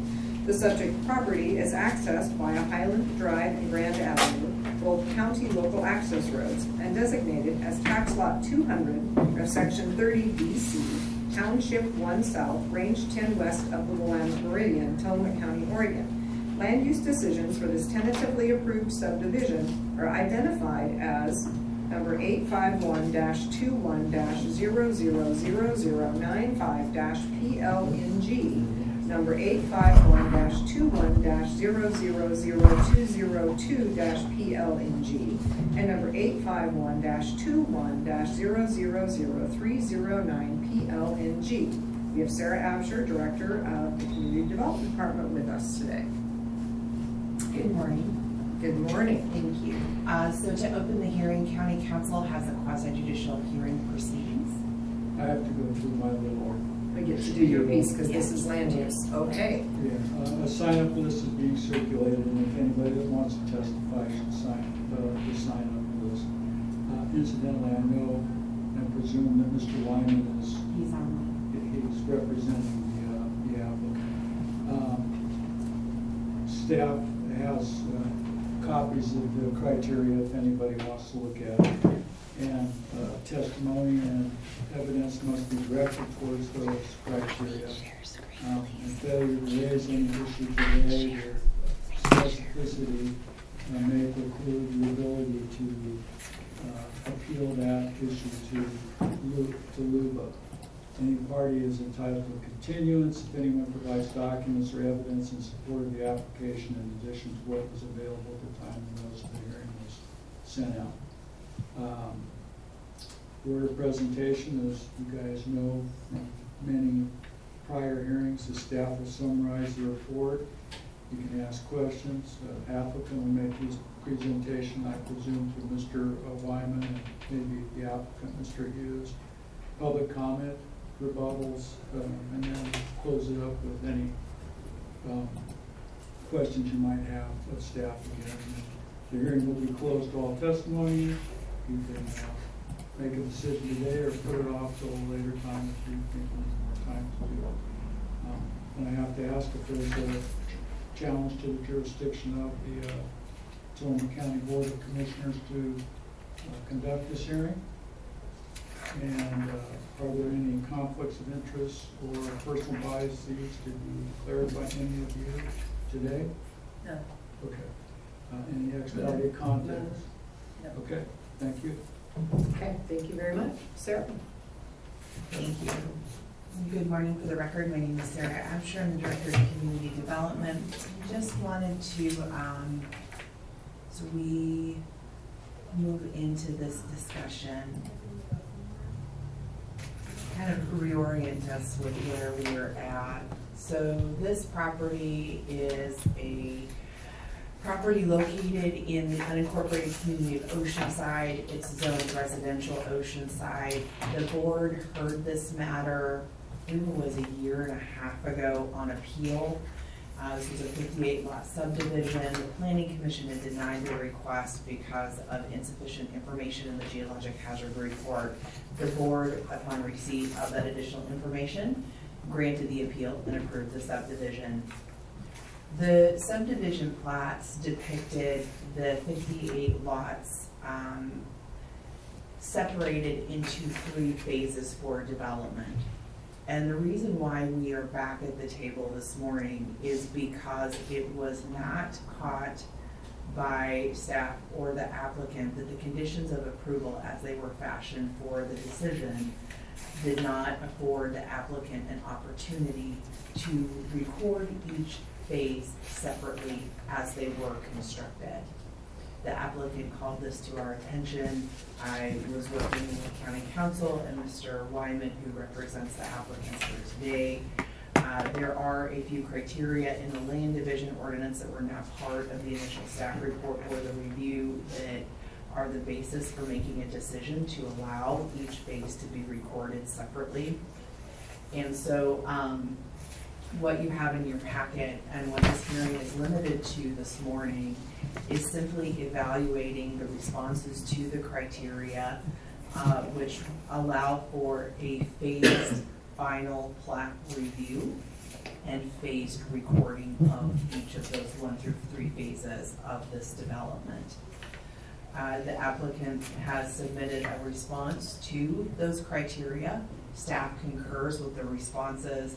In preparation for this hearing, I did revisit with Tillamook County Public Works. I did revisit with the county surveyor and others just to make sure that prior to proceeding this morning, there were any concerns related to the applicant's request to phase in these 3 pieces of the subdivision, and all departments and agencies confirmed there were not.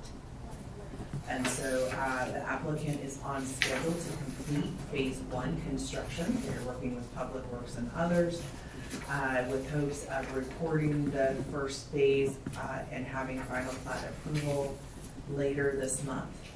The applicant did provide a schedule of completion for phases 2 and 3. There was not a specific date. It was sometime in June of a 2-year increment. So phase 1 would be 2023 of this year, phase 2 would be 2025, and phase 3 would be 2027. The department supports that schedule and that request. My recommendation was to bump those deadline dates to your approval date, which was in August.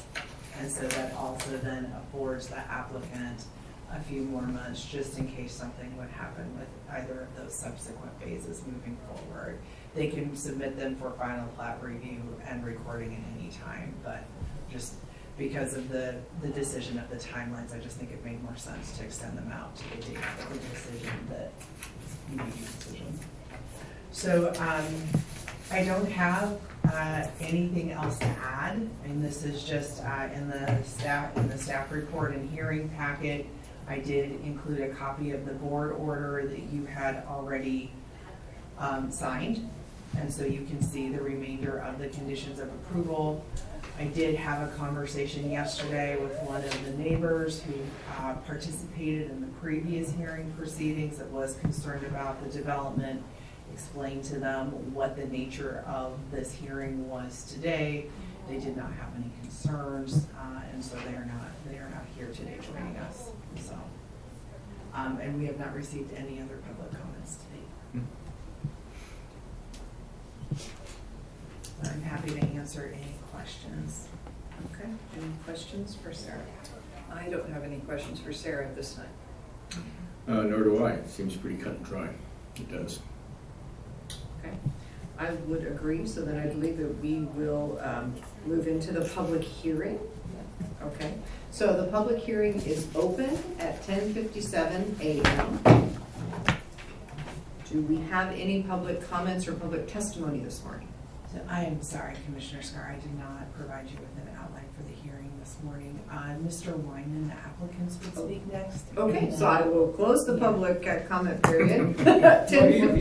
He's part of the He's part of the public comment. Oh, okay. I'm sorry. I thought that you were saying he had a presentation that should have happened first. So we are in the open public comment period, and our first public comment will actually be the presentation from Mr. Wyman. So Mr. Wyman, if you would go ahead, please.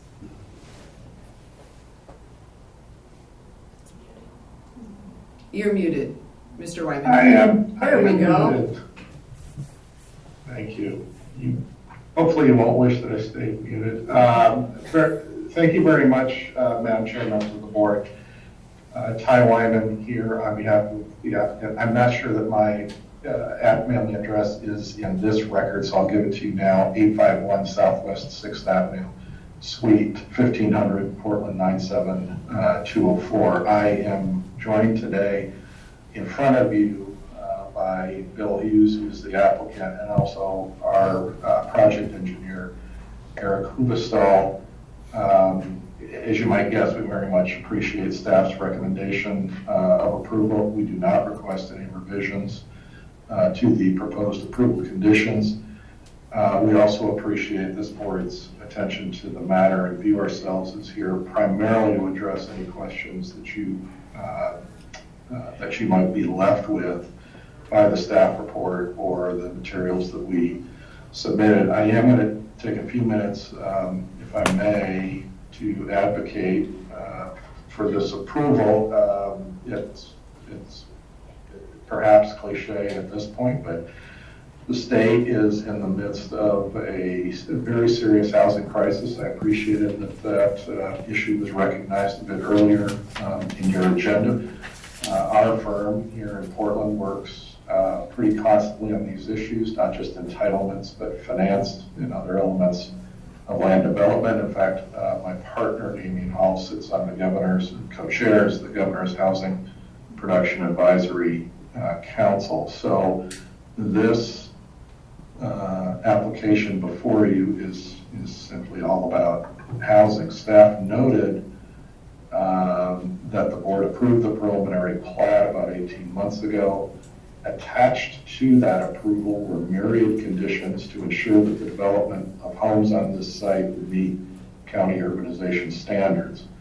Through very hard work and at great expense, Mr. Hughes has met those conditions. He has secured the necessary water supply, sanitary sewer, stormwater disposal, and other services necessary to serve built dwellings. He is ready to take this to final plat presently. I happened to hear the governor last week. I don't mean at all to preach to you, but I was in Salem, so I heard the governor last week, and when she was asked about her priorities, she named one, housing. She said, I want each of us to think about it when we wake up and when we go to bed. Now, I recognize fully that this board is responsible for a broad array of human services. Nevertheless, resolving the housing crisis depends on people like Bill Hughes who have the intestinal fortitude to put capital at risk to make land developable.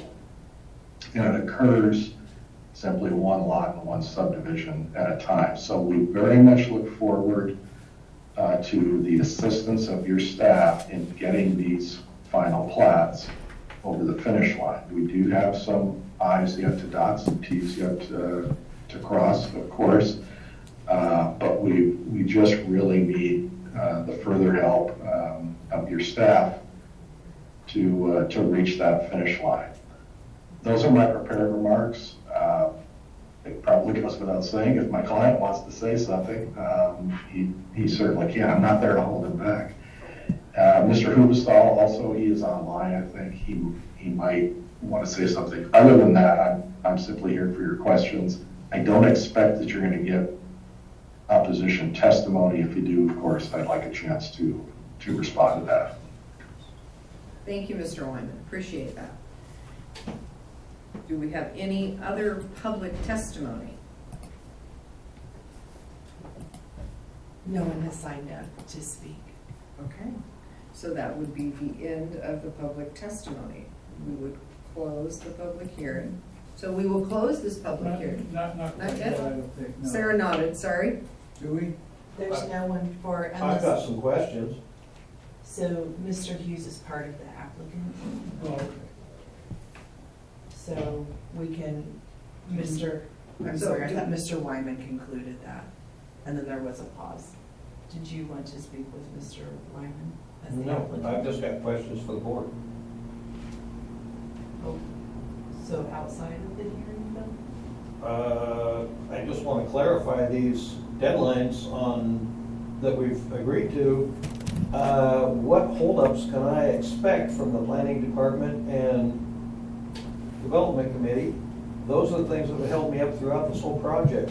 I would have been done with phase 2 by now if it had been for these delays. And we're talking name change, we're talking this phasing situation that should have been very clear from day one. We shouldn't even be here today, in my opinion, and I'm really confused why we are. It was noted that your staff made mistakes, my staff made mistakes. I have asked multiple times what mistakes my staff made. I have yet to get that clarified. I want to move forward with this project, and I want to create housing. I came down here to do that initially, and I have fought every hurdle in this county to accomplish that goal. And I want to know what hurdles are ahead of me so I can actually build a schedule that I can keep. So those are probably things for you and I to discuss as far as your schedule, but I'm happy when it's my turn again. I can explain how the rest of the process will work. Okay. Would that be okay with you?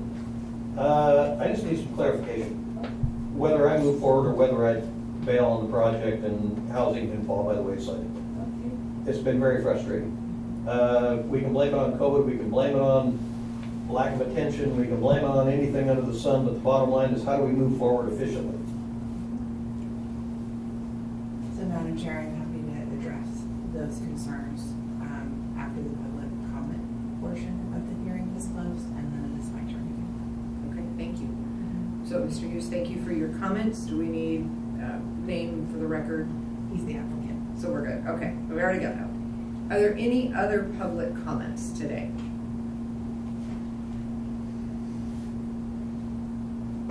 Okay, hearing none and having no one signed up for public comment beyond the applicant and his representation, we will close the public hearing at 11:05 a.m. So we will turn back to you, Sarah. Do you like to provide some more information, and then I assume at that point then commissioners can ask questions as well. Certainly, I would be happy to. Thank you. So yes, I do want to acknowledge and take responsibility that staff during the previous review did not realize that the intent was to record each phase separately. I cannot speak to the thought process or the logic in that, but ultimately, after several public hearings, that's where we were. And it was not called to staff's attention that there would be any other indication of the desire to do a phasing schedule. There were no dates submitted to the department to review, and these criteria were missing from the application. It is, I will say, it is rare for the county to do a subdivision review of this nature. In fact, since 2015, when we amended our land division ordinance, this is the first request for a final plat approval and recording phased development that we have seen. So I agree with Mr. Hughes that we did not catch that, and I am very sorry for the delays. I cannot speak to the subdivision name piece, where the proposal, if you recall, was Avalon Heights, second edition. It is now Cougar Ridge. It is my understanding that something with the county surveyor, it was made known that addition, the Avalon name could not be used because of other developments in the area that already had a similar name. There is no requirement to go through a process to formally change the name between now and final plat approval. So as long as Cougar Ridge is what the subdivision name is now, then that is what needs to be on the plat. I have put the public on notice of that name change, and you saw that in the notice for the hearing that we're here today. As far as moving forward, where we're at is that should the board choose to approve this request and adopt amended conditions of approval to only include the phasing schedule request that's before you today, staff will be back before you Wednesday with a board order to sign, codifying the decision you would make today. We have to do a 12-day public notice process, and so we can get the notice out by Friday following signing of the order on Wednesday, which would put Mr. Hughes, provided there are no appeals, which I do not anticipate any, I believe his appeal period would be over on or right after June 21st. Working with him and understanding his sense of urgency, I did talk to the county surveyor, where he was allowed to submit his draft final plat for phase 1 for review. So internally, we are doing everything we can to help expedite Mr. Hughes's request to get this done. So I hope that clears up some things. We've also offered to issue a temporary electrical permit without any building permits so that electricity and power can be brought to the site to continue its work. We're committed to continue to working with him to getting this first phase and subsequent phases done. Thank you, Sarah. Questions, commissioners? I certainly support the phasing schedule request. I appreciate you being here. I appreciate your comments. I'm sorry for your frustration and for the delays. And I'm grateful for your investment in Tillamook County. So I hope that this solves the problems and we're able to just move forward. I would concur. I think we just need to get this project moving. Okay, and I would agree. I think we're willing to get it moving so that the districts can get some things built in Tillamook County. So at this point, Sarah, are we ready for us? We have our deliberation phase that we are currently in. I think I hear a consensus agreement. We need a vote here. Yes, so if Mr. Wyman or Mr. Hughes have anything else to add, any closing remarks, and then you're welcome to go to deliberations if we're ready. Okay, are there any closing remarks for Mr. Wyman or Mr. Hughes?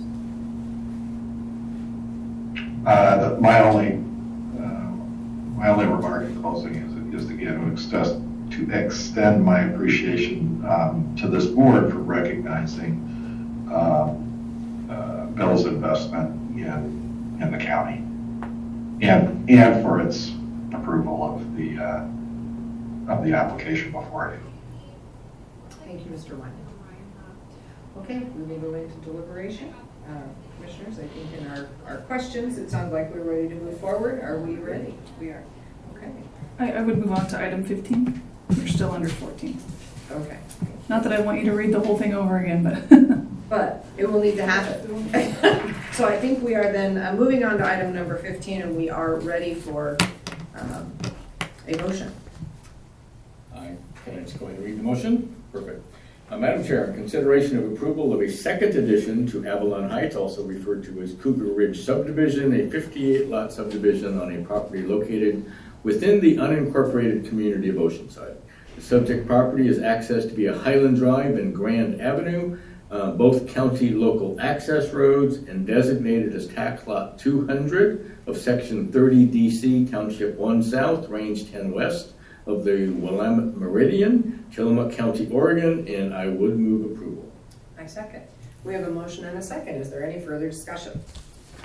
Hearing none, I will call for the vote. All of those in favor, please signify by saying aye. Aye. Aye. Motion carries. Thank you. Okay, we are on to item 16, board concerns. Thank you, Timlin.